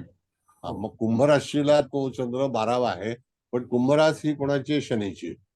मग त्याच्यामध्ये 12वा चंद्र जरी तो मकरेला असला तरी सुद्धा तो एवढं दुःख देणार नाही, कारण का की तो त्या सिमिलर लॉर्डच्या राशीतून प्रवास करत आहे. Okay, got it? हा. पण जर समजा त्याच कुंभ राशीला कर्क राशी जी आहे ती मृत्यू षडाष्टक आहे, गॉट इट? हो मग नक्कीच कर्क राशीमध्ये जेव्हा सूर्याचं भ्रमण जुलै महिन्यामध्ये 15 तारखेनंतर होईल, तर त्यावेळेला जो बिंदू असेल तर त्या बिंदूला अकॉर्डिंग टू मून त्या ठिकाणी त्या व्यक्तीच्या जीवनामध्ये यदा कदाचित एखादी घटना ही त्या दरम्यान होऊ शकते. कळलं? जसं आता राजनीतीमध्ये शराब घोटाळा आहे, बघितलं की नाही? आहे की नाही? हो बरोबर आहे. आता मागे आपण सांगितलेलं आहे की जर एखाद्या व्यक्तीच्या कुंडलीमध्ये शनी मंगळाची युती जर असेल तर त्यावेळेला जातकाच्या जीवनामध्ये बऱ्याच घटना, वाईट घडामोडी होण्याची शक्यता असते, आहे की नाही? होते. ज्याला आपण म्हणतो की कलाटणी देणारा शनी किंवा अकस्मात होणाऱ्या घडामोडी. तर ही शराब घोटाळ्याची घटना ही आकस्मिक आहे की नाही? हा. आहे ना? तर आता तुम्ही आता आता जे अष्टमात षडाष्टक शनी म्हणजे तृतीय स्थानाला शनी आता बसलेला आहे, त्याचं अष्टमाला अष्टम स्थान हे षडाष्टक झालं. तिकडे नाही, तुम्ही नाही, म्हणालात की त्या महिन्यात सूर्य जेव्हा येईल अष्टमात हो. तेव्हा प्रॉब्लेम येण्याची शक्यता आहे असं म्हणालात का? नाही, सांगतो मला. आता जसं की एका व्यक्तीची रास कुंभ आहे हा असं आपण समजू, तर हा. आपल्याला जेव्हा मृत्यू षडाष्टक म्हणून सांगितलेलं आहे हा. तर त्यावेळेला पारंपरिक मध्ये सूर्य जेव्हा कुंभ राशीमध्ये येईल हा. किंवा सूर्य जेव्हा कर्क राशीमध्ये जाईल तर हा. ती कर्क रास जुलै महिन्याच्या 15 तारखेनंतर कुंभ राशीच्या साठी पोषक नाही. हा. कळलं? आणि ते त्या दिवशीची घटना जी आहे, जी तुमची कर्क राशीची जो भाव मध्य असेल तर हा. तो किती असेल, तर त्या दरम्यान सूर्य तिथून भ्रमण गोचरीचा करणारच आहे, त्याच्यात वाद नाही. तो जेव्हा त्या भावमध्येला स्पर्श करेल त्या विदिन 24 आवर्स एखादी घटना जातकाच्या जीवनामध्ये त्याच्या मनाविरुद्ध होण्याची शक्यता असू शकते किंवा होऊ शकते, किंवा त्याला मानसिक त्रास होऊ शकतो. हा. म्हणून जी रास ज्याची ज्याची असेल त्याला मृत्यू षडाष्टक नावाचा जो काही प्रकार आहे, चव्हाण मॅडम बरोबर आहे ना माझं? हा सर. विषम राशीला समराशी 6वी मृत्यू षडाष्टक. तर त्यावेळेला तिथे जातकाला पर्टिक्युलर त्या दिवसासाठी इथे जी काही गती आहे ती 1 अंशाचीच गती आहे साधारणतः, कळलं का? मग त्या दरम्यान जातकाला तो महिना, तो पर्टिक्युलर भाव मध्यबिंदू, त्यावेळेला ती तारीख त्या जातकाला तिथे हानिकारक ठरू शकते. तर त्याच्या बाबतीमध्ये काही धोका संभवतो, काही हानी संभवते. म्हणून तो त्या ठिकाणी चंद्रापासूनचा असणारा मृत्यू षडाष्टक आहे. चंद्रापासून हो हो बरोबर. येस. हा, भागवत मॅडम बोला. तर ह्या ज्या घटनांबद्दल तुम्ही सांगितलं चांगली किंवा वाईट, ते टोटल जे 12 गोष्टी आपण संबंधित बघतो कुठल्याही ह्याच्यासाठी, तर त्यापैकी नेमक्या कुठल्या संदर्भात होईल हे आपण सांगू शकतो का आपण हो, नुसतं सांगा. एवढंच हा ते कसं नाही, सांगू मग शकतो. आता ओळखायचं 12व्या की स्थानामध्ये मला एक सांगा, कर्क राशीतून काय काय पाहिलं जातं ह्याची लिस्ट तुम्हाला दिलेली आहे. तर काय काय पाहू शकतो आपण. कर्कराज ही एक तर डेलिकेट झोडियाक आहे, भावनिक आहे, थोडक्यात म्हणजे भावनिक आहे, साहसी कमी आहे, कळलं. त्या ह्याच्यामध्ये जातकाचं मातेच्या बाबतीमध्ये विचार केला जातो. बरोबर आपलं वास्तव्य जर व्यवस्थित असेल तर त्यावेळेला वास्तव्यामध्ये काही चुकीच्या घटना घडू शकतात, हे पण आपण कर्क राशीवरून पाहतो. अशा अन्य गोष्टी सुद्धा चतुर्थावरून पाहिल्या जातात. तर त्यावेळेला यदा कदाचित आपल्या शरीरातील रक्त हे सुद्धा कर्क राशीमधून पाहिलं जातं.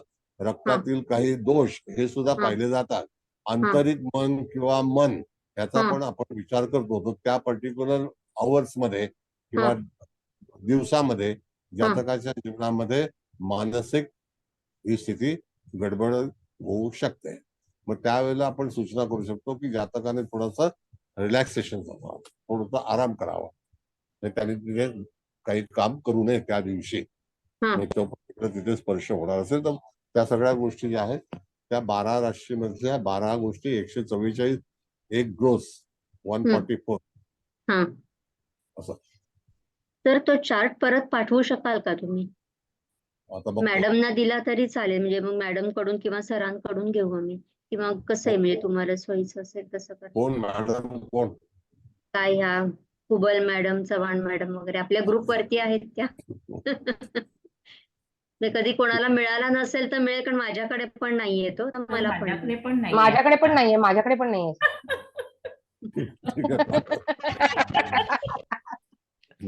Thank you sir. Thank you sir. मला पण पाठवाल चार्ट. हो, नक्की नक्की. तुम्ही उपस्थित नव्हता, मी तुम्हाला तुमचं स्वागत करत आहे. नाही सर, पाहुणे आले होते जरा घरी म्हणून बाहेर होते मी. बरोबर, ठीक आहे, चला. हा, बोला मॅडम, काय बोलता तुम्ही? नाही, हा चार्ट खरंच मिळाला नाही. तुम्ही म्हणत होतात मगाचपासून, पण म्हटलं कोणती ऍक्च्युली दिला की लक्षात असतो पूर्ण मुद्दे नसले तरी, पण आपलं मिस झालं हे सांगायला सुद्धा थोडी लाज वाटत. ठीक आहे, ठीक आहे, हरकत नाही. हा, बरं. आणखी बघा, आता आपल्याला हे बघितलं मगाशी त्यांनी विचारलं आपल्याला, राहू आहे, पंचम स्थान आहे, तर तो पंचम स्थानाचा भाव मध्यवर्ती आणि राहूच्या ह्याच्यावरती 4 अंशाची फरक दिसतो आपल्याला, 4 अंशाचा किंवा 3 अंशाचा. म्हणजे याच्या वेळेला जर समजा ते एकत्रित अंश असतील राहूचे सुद्धा आणि भाव मध्यचे सुद्धा, तर पर्टिक्युलर त्याच वेळेला दोन्ही संकट येतील. पण तरी सुद्धा काही वेळेला बघा, कधी कधी आपलं मुलांचं पटत नाही, आपलं मित्रांचं पटत नाही, आपल्या मनोरंजनाच्या सगळ्या तारखा बाद होतात किंवा काही गोष्टी चांगल्या होत नाहीत. तर हे पंचम स्थान अतिशय महत्वाचं स्थान आहे. ते नुसतं काय सांगितलं पंचम स्थान हे सट्ट्याच आहे, दॅट इज ऑल कम्प्लिटली हे, तसं करू नका. सट्टा म्हणजे सगळे लोक काय जुगार खेळायला आलेले तसं नाही, कळलं. आणि सट्टा हा शब्द आता बंद झालेला आहे, त्याच्यावरती गुन्हा आहे. बर, बोला. मग पंचम स्थान तुम्हाला कळलं. आता आपल्याकडे प्रश्न असा बघायचा आपल्याला. पहिला प्रश्न असा बघूया की एखाद्या व्यक्तीच्या जीवनामध्ये नोकरीचं कार्य कधी होणार.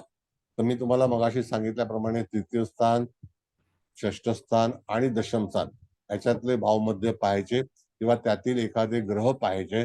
तर त्या दरम्यान सूर्याचं भ्रमण असताना सूर्य सिद्धांतामध्ये षष्ठ स्थानाचं जी क्रांती असेल किंवा जी काही भावमध्ये असेल त्याच्यावरती आपल्याला फलादेश देता आला पाहिजे. मग त्याच्याकरता आपल्याकडे पद्धतीमध्ये 3 ऑप्शन्स आहेत, तृतीय स्थान, षष्ठ स्थान आणि दशम स्थान. म्हणजे ह्या कर्माच्या बाबतीतल्या आहेत. नोकरी कधी लागेल, तर तृतीयापासून चौथं स्थान जे आहे ते षष्ठ आहे आणि चौथ्यापासून 5वं स्थान जे आहे षष्ठापासून ते दशम आहे. आहे की नाही बरोबर? हो सर. म्हणजे त्या ठिकाणी तुम्हाला फर्स्ट ऑप्शन जो आहे, म्हणजे जेव्हा सूर्याचं भ्रमण तुमच्या जवळपास तुमच्याकडे आपल्याकडे जातक आला, तर त्यावेळेला तुम्हाला शोधता आलं पाहिजे की आज सूर्य कुठून चाललेला आहे आणि त्याची अपॉर्च्युनिटी जे स्थान त्याला मिळणार आहे, देणार आहे, तर तो कालावधी कधीचा असेल तो लगेच शोधता आला पाहिजे.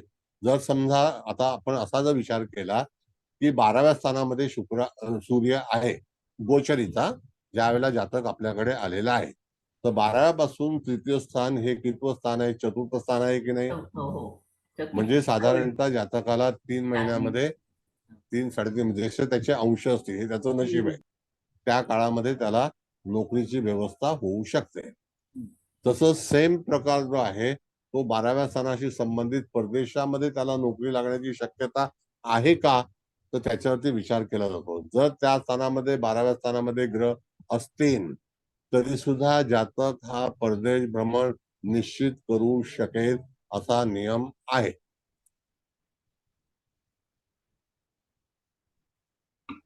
परदेश गमन. हा बोला. पण तो कधी जाईल याच्यासाठी आपण पुन्हा सूर्य बघायचा. येस, सूर्याच्या शिवाय ते कार्य पूर्ण होणार नाही. आता त्यावेळेला बघा थोडस मॅडम कशी गफलत आहे आपली, म्हणजे आपण आपला अंदाज का चुकतो. जातकाने जे काही तारीख आपल्याला प्रोव्हाइड केलेली असते ती त्याने सांगितलेली तारीख आहे, त्याने सांगितलेली वेळ आहे, त्या वेळेच्या अनुसरून आपण पत्रिका तयार केलेली असते. जर त्याचं टायमिंगच जर चुकलेलं असेल तर आपण त्याला काय करू शकतो, नाही का? आता समजा आपल्याकडे ह्याच पत्रिकेप्रमाणे आपण विचार केला आणि समजा चतुर्थ स्थानामध्ये सूर्य असताना त्या व्यक्तीने आपल्याला प्रश्न केला की मला परदेशी जायची संधी कधी येईल. आपण 12व्या स्थानातला एखादा ग्रह बघून आपल्याला असं वाटते की हा जाण्याची तर शक्यता आहे, हा कधी जाईल. तर मग आता तृतीय स्थान मागे गेलं म्हणजे आपण षष्ठ स्थानावर सूर्य येईल तेव्हा त्याला ती संधी उपलब्ध होऊ शकते. म्हणजे त्या स्थानातला भावमध्ये बघून आपल्याला तेव्हाचा पिरियड काढून देता येईल. येस. दुसरा ऑप्शन सांगतो तुम्हाला. समजा 12व्या स्थानामध्ये एखादा ग्रह आहे असं समजा तुम्ही, कोणता असेल तो सांगा, राहू केतू सोडून. कळलं? 7 ग्रहांचा विचार केलेला आहे. 1 मिनिट 2 मिनिट त्यांचं प्रश्नाचं उत्तर देतो. आता एखादा ग्रह सांगा मॅडम कोणता आहे तिथे. आता समजा तिथे राहू केतू नाही करायचं ना, मंगळ आहे धरू आपण. मंगळ, चला. आता मंगळ आहे तिथे आणि कोणत्या राशीत आहे? मंगळ 8व्या राशीत स्वग्रहीचा असेल. वृश्चिक. हा, बरं ठीक आहे. आता मंगळाची रास कोणती आहे? मेष आहे. हो हा, ती त्याची प्रीती षडाष्टक आहे. हो. कळलं? मग त्याला ऑप्शन्स काय आहे, तर त्याला ऑप्शन आफ्टर 15 मे ते किती अंशाचं असेल त्यावरून 15 मे. आता किती अंशाचं समजा तो भाव मध्ये आहे, जे 12वं स्थान आपण चर्चा करतो ते. माझ्याकडे नाही. ठीक आहे, अंदाज सांगा. 19 अंश 44. 19 बघा, 19 जर आलं तर भरणी नक्षत्र येईल आणि वृश्चिक रास आली तर ज्येष्ठा नक्षत्र येईल. 19 अंश 16:40 ला ज्येष्ठा सुरू होतं आणि इथे 13:20 भरणी सुरू होतं. तर त्याला तुम्हाला 2 ऑप्शन्स आहेत. एक तर 13:20 भोगल्यानंतर, कारण का 19 अंश आहे ना ते, एक तर भरणी किंवा ज्येष्ठा. आता ज्येष्ठा 16:40 सुरू होतं ते 20 अंशापर्यंत प्रथम धनु नवमास आहे आणि त्या ठिकाणी जर आपण भरणी नक्षत्रात गेलो तर त्यावेळेला कन्या नवमास येईल किंवा हे मिथुन नवमास येईल. कळलं? तर त्या दरम्यान तुम्हाला तो अंदाज एक काढता येतो. 13:20 16:40 16:40 ते 20 तुम्ही 19 सांगितलं म्हणजे कन्या नवमास डेफिनेट आहे. बरोबर आहे सर, अगदी बरोबर आहे. कन्या नवमास सर. येस. गणित पाठ पाहिजे, नाही तो शोधतोय विचारतोय, लोकांना आजोबाची नावं माहिती नाहीत.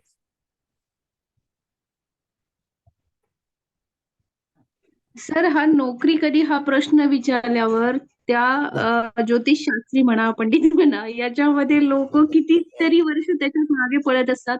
आज तुम्ही साध्या सोप्या सरळ भाषेत अगदी 1 लाईन मध्ये इतकं छान उत्तर दिलं सर, म्हणजे ते सगळे लोक गायब होतील. काय करणार, तर लोकांना कसं माहितीये का, 3-3 वर्ष कोर्स करायचे आहेत. हे सगळे शास्त्रीय झालेले लोक आहेत आपल्याकडे. 3 वर्ष 4 वर्ष कळलं, फुकट गेले पैसे पण फुकट गेले, टाइम पण फुकट गेला. बरं ठीक आहे, चला आपल्याला कोणाची टीका नाही करायची. आपल्याला प्रश्न सोडवायचे आहेत. कारण प्रश्न पण तुमच्याकडून विचारून प्रश्न सोडवायचे आहेत. बोला.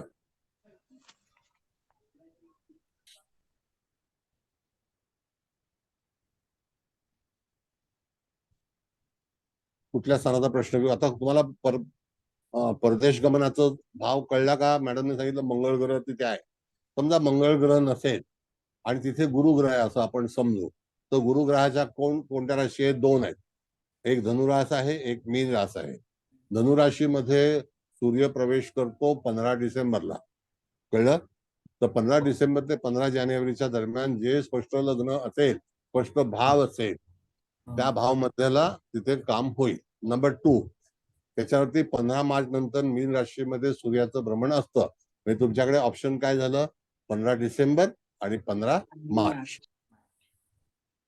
कळलं का? आता डिसेंबर, जानेवारी, फेब्रुवारी, मार्च म्हणजे 4 महिने आले की नाही? तिथून ती 4थी राशी आहे की नाही? बस, व्हेरी सिंपल. म्हणजे तृतीय, षष्ठ आणि दशम याच्या जोडीला त्या राशीचं पण भावमध्ये बघून हो हो तो ऑप्शन भावबिंदू तर पाहिजे. भावबिंदू तर पाहिजेच मॅडम. त्याशिवाय नाही तर मग नुसतं हा इथे तो जाईल तेव्हा होईल, इथे तो होईल, तसं नाही.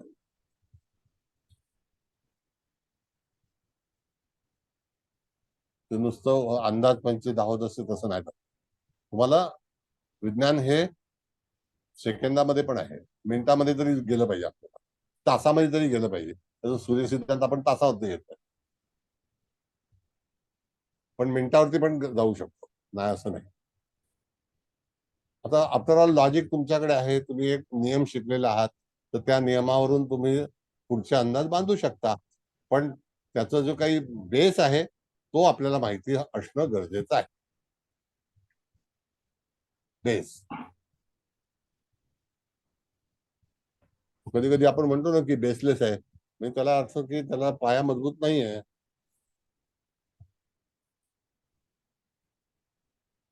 Base it comes from basic. Basic म्हणून बेसिक आम्ही चांगलं शिकलो. 3-3, 4-4 वर्ष बेसिक शिकलो. अगदी 4-4, 5-5 वर्ष. हा बोला. तुमचं एवढं पक्क बेसिक झालंय की आम्ही आतापर्यंत तुम्ही चटकन उत्तर देताय ह्याच्याकडे म्हणजे आताही आम्ही बघतो, जोपर्यंत आम्ही सोडवत नाही तोपर्यंत खात्री. पण खूपच चांगल्या पद्धतीने सर तुम्ही सांगितलंय आज. सूर्य हा राजा कसा आहे, राजा. मॅडम गरजेचं आहे ना बेसिक. आपल्याला बेसिक आपण नाही शिकलो. बघा आता तुम्ही गृहिणी झालात, आईकडे चपाती करायला शिकलात, ते बेसिक आहे की नाही?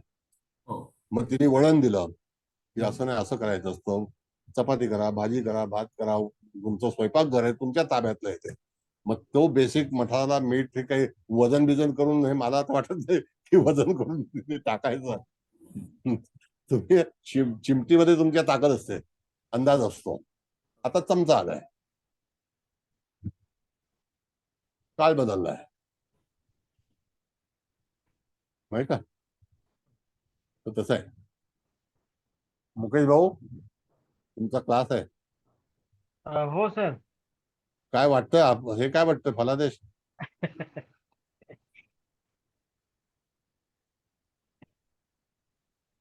याच नियमाने सर समजा एक आवाज व्यवसाय करायचा असेल तर आपण व्यवसायासाठी सप्तम स्थान बघतो.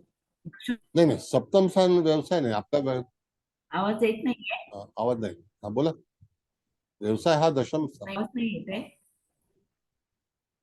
हा दशम स्थान. हा आता बघा सांगा तुम्ही आता सप्तम स्थान आपल्याला सूर्या सांगतोय. बोला सर, बोला प्लीज. हा कारण का तुमचा आवाज येत नाही. बघा आता आपण दशम स्थानाबद्दल विचारूया. जर समजा एखाद्या व्यक्तीच्या धनु लग्न आहे असं आपण समजू, तर त्या धनुराशीला ह्या राशी ज्या आहेत त्या द्विस्वभावी, त्याला कॉमन झोडियाक म्हटलेलं आहे. त्यावेळेला तुम्हाला मिथुन राशीचा पण ऍडव्हान्टेज आहे आणि कन्या राशीचा पण ऍडव्हान्टेज आहे. कारण का की त्या दोन्ही राशी एकाच ग्रहाच्या मालकीच्या आहेत, नाही का?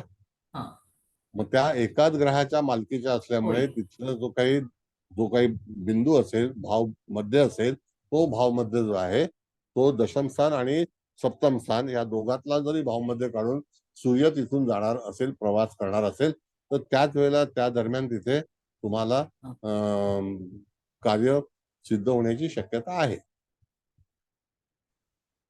जसं कालची याच्यामध्ये पत्रिका मांडली होती तेव्हा दशम स्थानामध्ये सूर्य होता, तर दशम स्थानामध्ये सूर्य असताना काम सुरू झालं ना, असं आहे.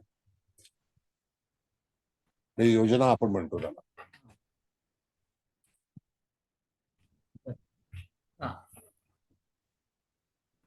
हा भगवत मॅडम बोला.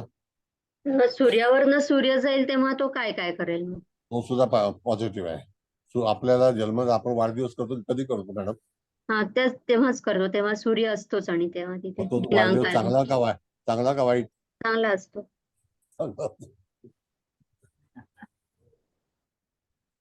त्या स्थानाची पॉझिटिव्ह फळ आपल्याला मिळतील सूर्यावरून सूर्य जाईल. बरीचशी जी काही कार्य आहेत ना, आता तुम्ही विषय काढला म्हणून तुम्हाला सांगतो मी. सूर्यापासून चतुर्थ स्थान, सूर्यापासून दशम स्थान, सूर्यापासून सप्तम स्थान या स्थानावरती जर तुम्ही आराखडे तयार केले किंवा विचार केला तर तुम्हाला निश्चितच कळेल की त्या स्थानातून जाताना निश्चितच तुम्हाला सूर्याने दिलेला प्रतिसाद सुद्धा असतो. ओके, कळलं का? हो. बऱ्याचशा योजना ज्या आहेत किंवा जे काही कार्य सिद्धी प्राप्त होण्यासाठी जो कालावधी असतो तो सुद्धा तुम्हाला 1, 4, 7, 10 जिथून सूर्य असेल त्याला सुद्धा विचार केला जातो. बरोबर. Okay, thank you. थँक्यू. बरं, आता वेळ झालाय. आता हळदणकर मॅडम आपल्याला अभिप्राय देतील, मग नंतर चव्हाण मॅडम देतील आणि कुबल मॅडम समारोप करतील. त्याच्यामध्ये मुकेश भाऊ काय माझं काय चुकलं असेल तर सांगतील. काय मुकेश भाऊ?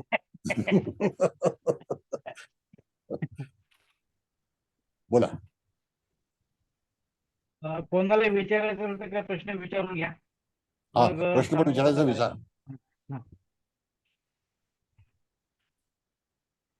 विचारा कोणाचे काय प्रश्न असतील तर. सर नमस्कार. नमस्ते. आपला एक प्रश्न होता सर. समजा वृषभ लग्न आहे आणि लग्नातच सूर्य आहे आणि तर ते त्या जातकाला नोकरी लागेल हे कसं बघायचं सर? आणि जो दशमेश आहे तो व्ययात बसलेला आहे सर शनी. ठीक आहे. तर ते कसं बघायचं सर? फर्स्ट लेक्चर माझं थोडं मिस झालं सर, थोडंसं कन्फ्युजन आहे. आता असं आहे, वृषभ लग्न जो आहे तर तृतीय स्थानामध्ये येणारी राज कर्क आहे, बरोबर आहे. कर्क राशीमध्ये सूर्य जो आहे हा जुलै महिन्याच्या 15 तारखेनंतर येतो. एक पार्ट तो आहे. दुसरा जो षष्ठ स्थान जे आहे ते तूळ राशीचा आहे आणि तो जो सूर्य आहे तो ऑक्टोबर महिन्यामध्ये येतो, बरोबर आहे. त्याच्यानंतर जर आपल्याला बघितलं तर दशम स्थान जे आहे ते दशम स्थान हे कुठल्या राशीचं येईल तर ते त्या ठिकाणी वृषभ लग्नाला कोणतं येईल तर कुंभ. कुंभ राशीमध्ये प्रवेश कधी करतो तर 15 फेब्रुवारी. अच्छा. आता त्यावेळेला त्याचं स्पष्ट लग्न काय आहे याचा विचार करायचा. फेब्रुवारी म्हणजे नेक्स्ट फेब्रुवारी का सर? ते आता सर्चिंग कसं सर? तुम्हाला जो काही प्रश्न सोडवायचा असेल ज्या वेळेला जातक आलेला आहे पण त्याला आपण त्याचा मूळचा सूर्य कोणत्या राशीतला आहे तो वृषभ राशीतला आहे. मग तो किती अंशाचा आहे? 3 अंशावर आहे. 3 अंशावरती असेल तर त्याचा जन्म जो आहे तो साधारणतः 18 तारखेचा आहे का? 19 आहे सर. 19 ना. मग 19 अंश जर आपण पाहिलं तर त्या ठिकाणी तुम्हाला परत त्या कर्क राशीमध्ये 3 अंशालाच जावं लागेल. त्या ठिकाणी ती 18 तारीख किंवा 19 तारीख असेल जुलै महिन्यातली. त्यानंतर आपण षष्ठ स्थानामध्ये गेलो तर षष्ठ स्थानामध्ये सुद्धा सूर्य जो आहे तो 19 नोव्हेंबरच्या दरम्यान येईल आणि तसंच दशम स्थानामध्ये कुंभ राशीमध्ये 19 फेब्रुवारीला येईल. अच्छा. हो सर, धन्यवाद सर. धन्यवाद. चला बरं, आता काय प्रश्न मुकेश भाऊला क्लास द्यायचा आहे. हळदणकर मॅडम तुम्ही तुमचा अभिप्राय सांगा, काय वाटलं तुम्हाला? सर चार्ट पाठवा प्लीज. बोलते मी पण चार्ट पाठवा प्लीज. आठवण करून सौम्य स्मरण करून दे.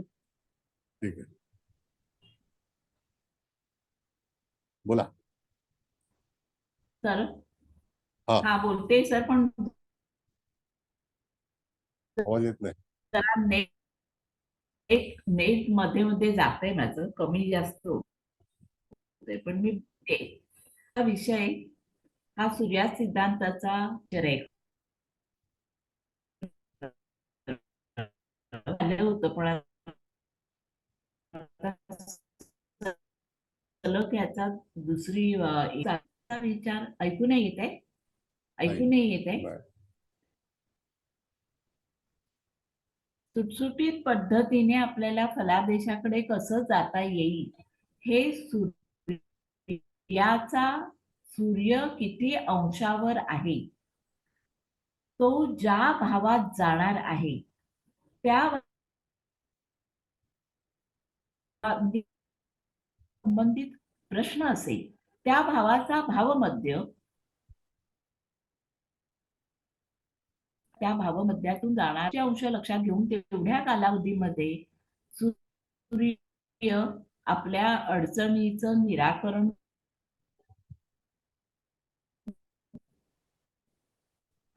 ऐकायला येत नाही.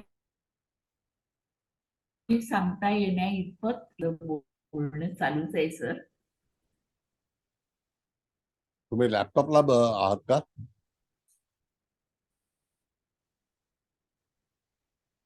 आणखी एक गोष्ट आपल्याला मॅडम काही संदर्भ नाही लागला, आला नाही आवाज. बोलतोय ना काही मध्ये जाते तुमचा आवाज पूर्ण.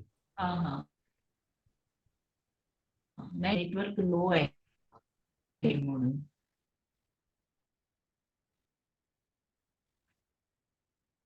ठीक आहे, हरकत नाही मॅडम. नेट जाते,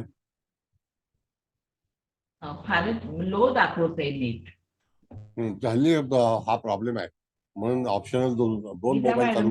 हो, जास्त झाले. हरकत नाही, नो प्रॉब्लेम. हा, चव्हाण मॅडम. हा सर, बोला. हा, नेहमीप्रमाणे सुंदर झालं, छान झालं सगळं.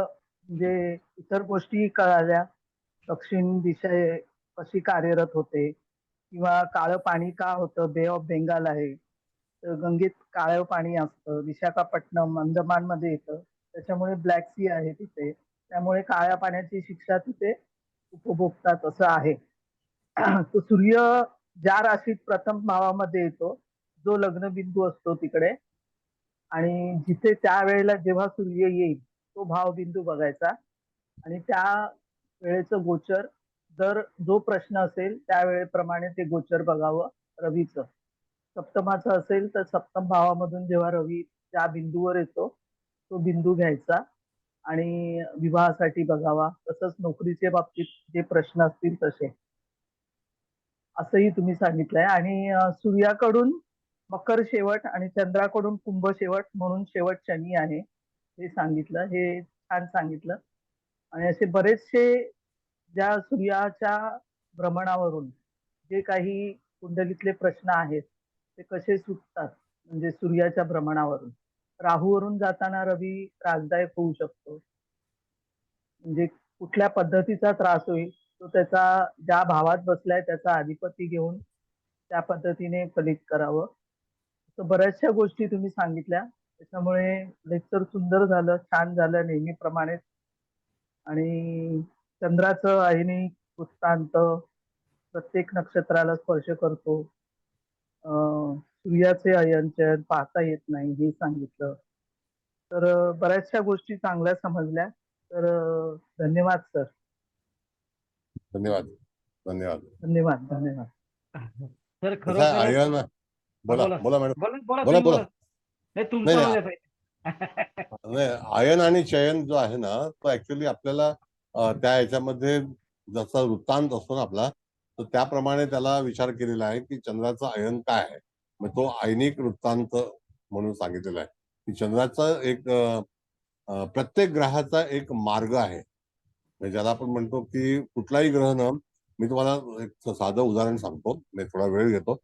आद्रा नक्षत्रामध्ये ज्या दिवशी चंद्र असेल आणि तेव्हा जर रात्र असेल तर त्यावेळेला जर समजा रात्री चंद्र आपल्या डोक्यावरून जात असेल म्हणजे त्या ठिकाणी तुम्हाला आद्रा नक्षत्र हे आपल्या माथ्यावरती असेल तर ते विस्तारित असतं म्हणजे असं भरपूर मोठं झालेलं असतं त्यावेळेला आद्रा आणि ते स्वर्गाचं द्वार आहे.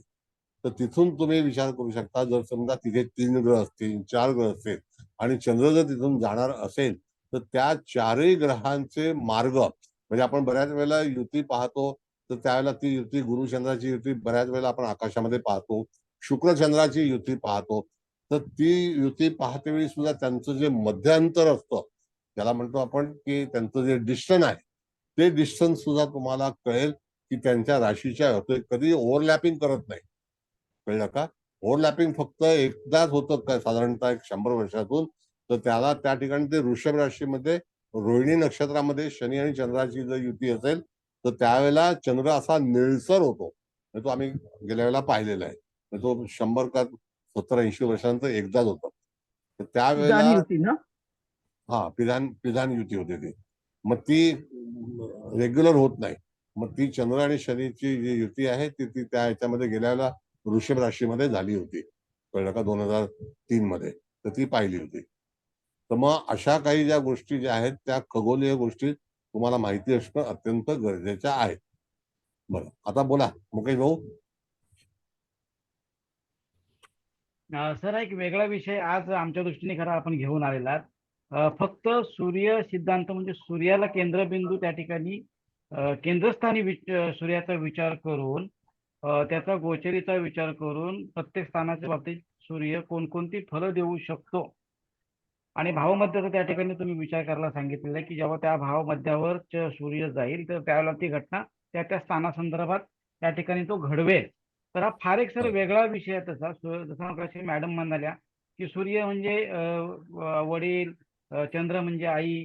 तर अशा अनुषंगाने राजा आणि राणी ही एक जी काही संकल्पना आहे, राजा म्हणजे ह्या सगळ्या आपल्या भूमंडलाचा त्या ठिकाणी तो राजा आहे आणि त्याच्यामुळे तो त्या ठिकाणी त्याच्याकडे बरेच अधिकार आहेत असे आपण मगाशी म्हणालात. तर त्याच्यामुळे त्याच्या अधिकाराच्या अनुषंगाने तो त्याच्या वेळेला ज्या स्थानातून जाईल आणि ज्या ग्रहावर येतो त्याच्या ग्रहाच्या अनुषंगाने आणि स्थानाच्या अनुषंगाने तो जे काही ग्रह असतील, ग्रह शुभ अशुभ त्याच्या अनुषंगाने जे काही फल असतील तो त्या ठिकाणी निर्माण करेल. तर सर खरोखरच एक वेगळा विषय सर आहे हा. एक फक्त सूर्य सिद्धांत म्हणून सूर्याचा विचार करून जे काय आपण या ठिकाणी आज आम्हाला शिकवला तर खरोखरच एक वेगळा विषय सर आणि वेगळा ज्ञान देणारा विषय आहे सर. धन्यवाद. हलदन मॅडम नेट झालं का बरोबर तुमचं?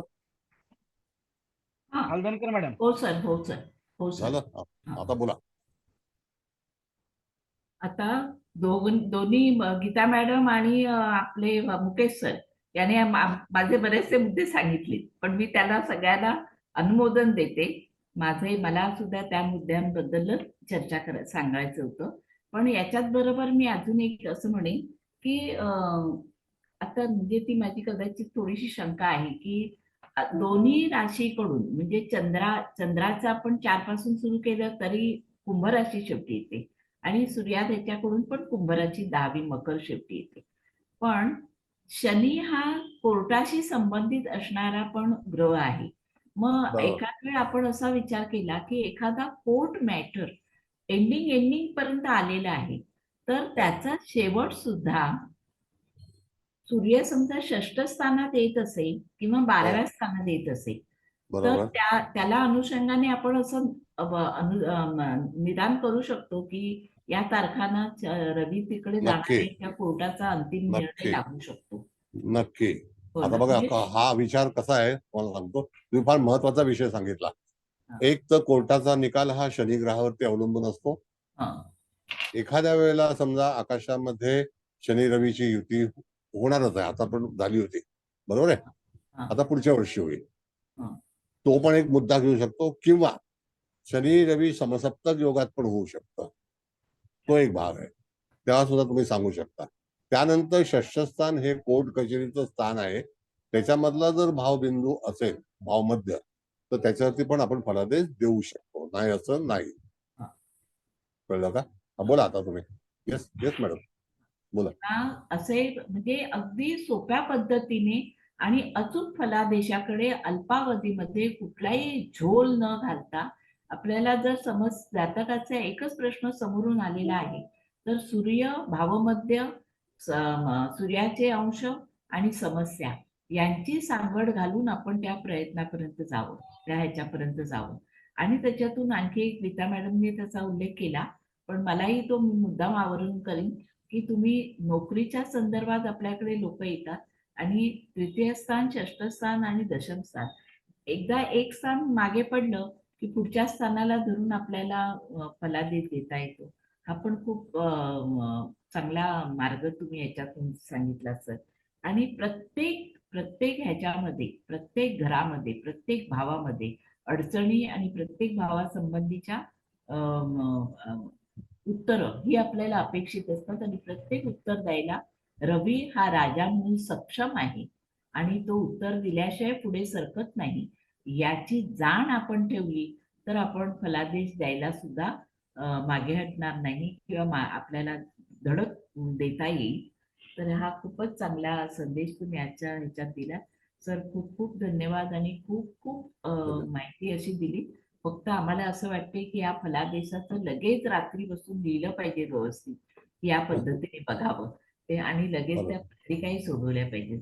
सर आम्ही खरोखरच मेहनत घ्यायला कमी पडतोय, पण तुम्ही मात्र अचूकतेकडे जास्तीत जास्त जाताय आणि आम्हाला देण्याचा प्रयत्न करताय. यासाठी खूप खूप धन्यवाद sir. Thank you sir. Thank you madam, thank you. मी आता घड्याळाकडे का पाहिलं सांगतो तुम्हाला. मला सांगायचं होतं की एखाद्या व्यक्तीचा जन्म आणि ते जे व्हायब्रेशन आहे ते सूर्यावरती कसं पाहावं, ज्याला आपण म्हणतो की अमुक एका राशीचा, अमुक एका वंशाचा, तो आपल्याला पुढचा विषय घ्यायचा आहे. मला आवर्जून आठवण करावी, तर तो मी तुम्हाला विषय समजावून सांगेन की सूर्य सिद्धांतामध्ये अशा तऱ्हेची योजना आहे की जेणेकरून जातकाच्या जीवनामध्ये सूर्यावरून तुमच्या कुटुंबातील व्यक्ती यांचा जन्म केव्हा झाला असेल आणि ते अकॉर्डिंग टू युअर होरोस्कोप, आणि तो होरोस्कोप जो आहे तो सूर्य तुमच्या कुंडलीतून कुठून प्रवास करत होता त्याला अनुसरून. ओके. पण ह्याच्यासाठी आपल्याला प्रत्येक वेळी सूर्याप्रमाणे सूर्य पहिला घेऊन मग राशी पुढे सरकवायच्या. येस. म्हणजे त्या ठिकाणी एखाद्याचा सूर्य लाभस्थानात आहे तर ते लाभस्थान पहिलं घ्यायचं आणि नाही, सूर्य लाभस्थानात असेल तसं नाही, सूर्य ज्या कुठल्याही स्थानात असेल. आवाज येत नाही तुमचा. हा असू दे सर, नीट काही होते मागे. ठीक आहे, बरं. आता कुबल मॅडम तुम्ही समारोप करा. आता मला वेळच नाहीये सर, पण बोलते 2 मिनिटात. आज मला अजून कोण आले? मुकेश भाऊंचे कोण आलेले नाही. मुकेश भाऊंचे ते लोक येतात ना, आणि आज नाही तुमचे पण आभार, कारण ते पण आज लक्ष देऊन ऐकत होते आणि त्यांनी जे काय बोललं ते म्हणजे अगदी तुमच्याच भाषेत बोलले. तर सर पहिल्यांदा तुम्हाला नमस्कार. चव्हाण मॅडम, हादनकर मॅडम, मुकेश भाऊ सगळ्यांनी छान अभिप्राय दिले. तरी आता मी थोडस मुकेश भाऊंची परमिशन घेते आता, कारण क्लास त्यांचा आहे म्हणून. तर सर तुम्ही अगोदर जे ते नियम सांगितले ना ते खूप म्हणजे जास्त महत्वाचे आहेत. म्हणजे सूर्य कोणत्या राशीत आहे ते पाहून ते प्रथम स्थान मांडायचं आणि मग त्या सूर्याच्या अंशाप्रमाणे म्हणजे आपल्याला फलित द्यायला सुरुवात करायची. मग त्याच्यानंतर भावमध्ये पण काढायचं. अरे थांबा एक मिनिट, माझा फोन आला, केला बंद. तर मग ते झालं आपण, आणि मग ते भावमध्ये पण काढायचे. आणि तुम्ही ते पण सांगितलं की लॅटिट्यूड लॉंगिट्यूड असेल त्याप्रमाणे तो भावमध्ये येईल. आणि मग सूर्याचं भ्रमण ज्या राशीतून होतं ती राशी प्रथम, ते तर झालं आपण. मग ते गोचर नंतर लावायचं. आणि सूर्याची गती तिथं सगळ्यांना माहितीच आहे, 30 अंश पर 30 डेज, म्हणजे साधारण 1 अंश किंवा 59 कला पर डे असं.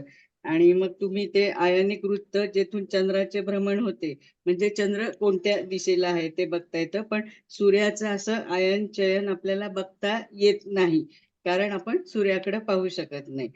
तुम्ही मग ते पण छान सांगितलं की जगाची प्रगती दक्षिण प्रांतापासूनच का झाली आहे. कारण आणि आपलं पण जातकाचं आपण म्हणजे सुरुवात ते दशम स्थान, मग ते दक्षिण बाजूलाच येते, म्हणजे तिथूनच त्याची म्हणजे खरी सुरुवात होती असं सांगितलं.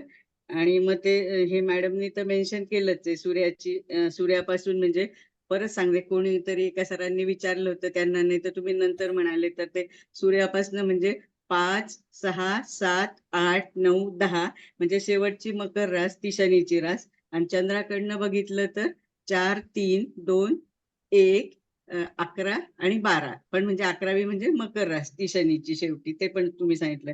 आणि निरयन पद्धतीमध्येच आपण भाव मध्य बघतो आणि सायनमध्ये आपण भाव आरंभ बघतो, ते पण सांगितलं. आणि गुरुच्या राशीत जेव्हा जेव्हा ग्रह असतात तर ते ग्रह विकसित होतात. आता मी हे का छोटे छोटे नियम सांगते, बाकी ह्या मॅडमनी इव्हन मुकेश भाऊंनी पण अक्षरशः फलादेश कसा द्यायचा इतकं छान सांगितलं. मुकेश भाऊ, तुम्हाला आता हे चांगलंच शिकावं लागेल, जरा केपी कडनं इकडे या जरा. तुम्हाला पण छान कळतं, एवढं सूर्य सिद्धांत सारखं विषयावर ऐकून तुम्ही बोलू शकता, म्हणजे तुमच्याकडे पण अभ्यास करण्याची वृत्ती आहेच ना. आणि मग अजून ते काळ्या पाण्याचं तर तुम्ही सांगितलं, त्याच्यानंतर नोकरीचं पण सांगितलं, 3, 6, 10 बघायचे. मग मॅडमनी ते पण छान मेन्शन केलं, हळदणकर मॅडमनी.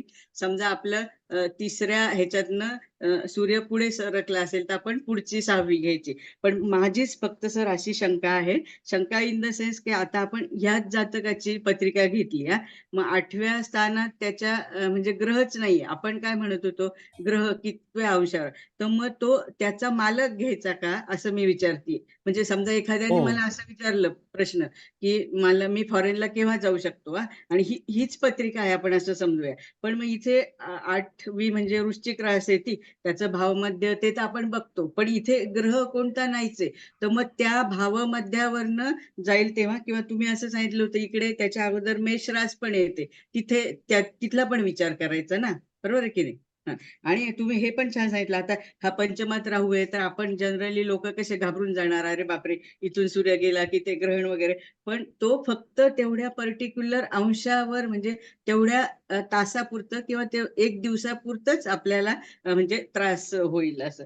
पण एकंदरीत सर अतिशय अतिशय उत्तम. शेवटी जाता जाता तुम्ही 11 स्वर्गाचे दार आहे आणि त्याच्यात 3-4 ग्रह असतील कसं ते पण सांगितलं. रोहिणीतला चंद्र आणि म्हणजे शनी आणि चंद्राची युती म्हणून मे बी तो चंद्र थोडासा निळसर दिसत असावा असं तुम्ही सांगितलं ना. म्हणजे एकंदरीतच सर क्लास खूप, म्हणजे आता सगळेच क्लास इतक्या उच्च लेवलला जातात आणि हे इतकं सोपं आणि सुंदर गणित, म्हणजे आम्हाला जास्त काही डोक्याला ताण पण नाही द्यावं लागेल. फक्त ते सूर्याचं भ्रमण, मग त्याच्यानंतर ज्या आपल्याला म्हणजे घरातलं फलादेश बघायचा आहे तिथे ग्रह असेल तर त्या अंशावरनं, ग्रह नसेल तर भावमध्यावरनं, असं खूप छान छान छान. आणि अजून जेमिनीचा क्लास तर अजूनही माझ्या डोक्यातनं जात नाही. आता जरी तुम्ही हे शिकवत होते माझ्या डोक्यात ते जेमिनी पण होतं. म्हणजे खूप इतक्या उच्च लेवलला तुम्ही आम्हाला घेऊन जातायत. म्हणजे आभार हा शब्द तर थोडाच आहे, पण खरंच सर तुम्हालाच कल्पना नाहीये की आपण म्हणजे किती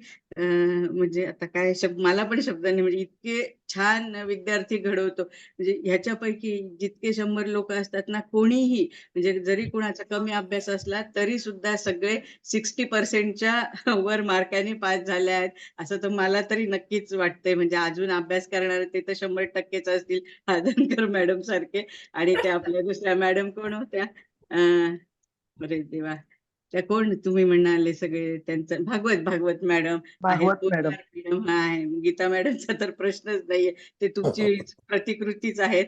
आणि मग सर एकंदरीत खूप छान क्लास, खूप खूप छान झाला. तुमचे शतशः कोटी कोटी तर आभार. आणि परत पूर्ण तुम्हाला, बोलते. हा बोला बोला बोला मॅडम. हा नाही, तुमचं झालं बोलून. हा झालं सरांना नमस्कार आणि हा, hats off sir to you and your divine soul. आणि बोला, आणि मॅडमच्या क्लास बद्दल मी बोलणार होते पण बोला आता मॅडम तुम्ही. हा हा बोला. बोला ना, तुम्ही बोला. नाही, तुम्हीच हा बोला, तर तुम्हीच हा सांगा. मग मॅडमनी आपल्याला, चव्हाण मॅडमनी सुद्धा फलादेशाचा क्लास कालपासून सुरू झालाय. काल त्यांनी फ्री ठेवला होता, पण त्याची फक्त 600 रुपये फी आहे. फी काय ही अगदी निग्लिजिबल आहे, पण मॅडम सुद्धा अतिशय छान पद्धतीने पत्रिका सोडवतात. मी आजपर्यंत मॅडमचे जे जे क्लास झाले एकही क्लास चुकवला नाही आणि त्या फीचा तगादाही लावत नाही. पण खूपच म्हणजे निग्लिजिबल फी आहे, 600 रुपये म्हणजे काहीच नाही. त्यांची पद्धत नक्षत्रावरनं आणि ग्रहांच्या गतीवरनं म्हणजे पत्रिका सोडवण्याची आहे. बाकी पण त्या म्हणजे खूप बाकीची पण माहिती देतात. तो राहू कसा काढावा, गुरु, त्याच्यानंतर ते ग्रह वक्री कसे केव्हा होतात, स्तंभी केव्हा होतात, परत ते मार्गी पण केव्हा होतात, त्याची तारीख पण काहीही आपल्याला पंचांग बिंचांग काही न बघता ते गणित त्या खूप छान सांगतात. तर मी सगळ्यांना म्हणजे माझ्या वतीने म्हणजे सगळ्यांच्याच हे सरांच्या मॅडमच्या वतीने विनंती करते, सगळ्यांनी त्या पण क्लासला यावं. तसेच मुकेश भाऊ पण केपीचा क्लास घेतात. तर ते अगदी केपी काय म्हणायचं हो सर त्याला, केपी मध्ये त्यांचा पोस्टर हातखंडा आहे. तर मग ते त्यांच्या पण मास्टरी क्लासला हा मास्टरी तर मास्टरी मास्टरी आहे. आणि तर त्यांच्या पण क्लासला ज्यांना केपी म्हणजे आसने आवडत सरांचे असेल शिष्य ते आहेत. जावं. हा बरोबर आहे. तर चला सर, धन्यवाद. मॅडम धन्यवाद. थँक्यू. आणि सर ऐका ना, तो हा, चार्ट जो आहे ना तुम्ही म्हणता, पण ह्या लोकांना मला सुद्धा नाही, मी आपलं ऐकता ऐकता माझं सगळं ठीक आहे सामान्यच असतं ना, तर तुम्ही तो पाठवाच, कारण मला पण नाही पाठवा. सापडत येतो. हा तर मी सगळ्यांच्या तर्फे तुम्हाला रिक्वेस्ट करते. हा चव्हाण ओके, चव्हाण मॅडम तुम्हाला काय बोलायचं होतं?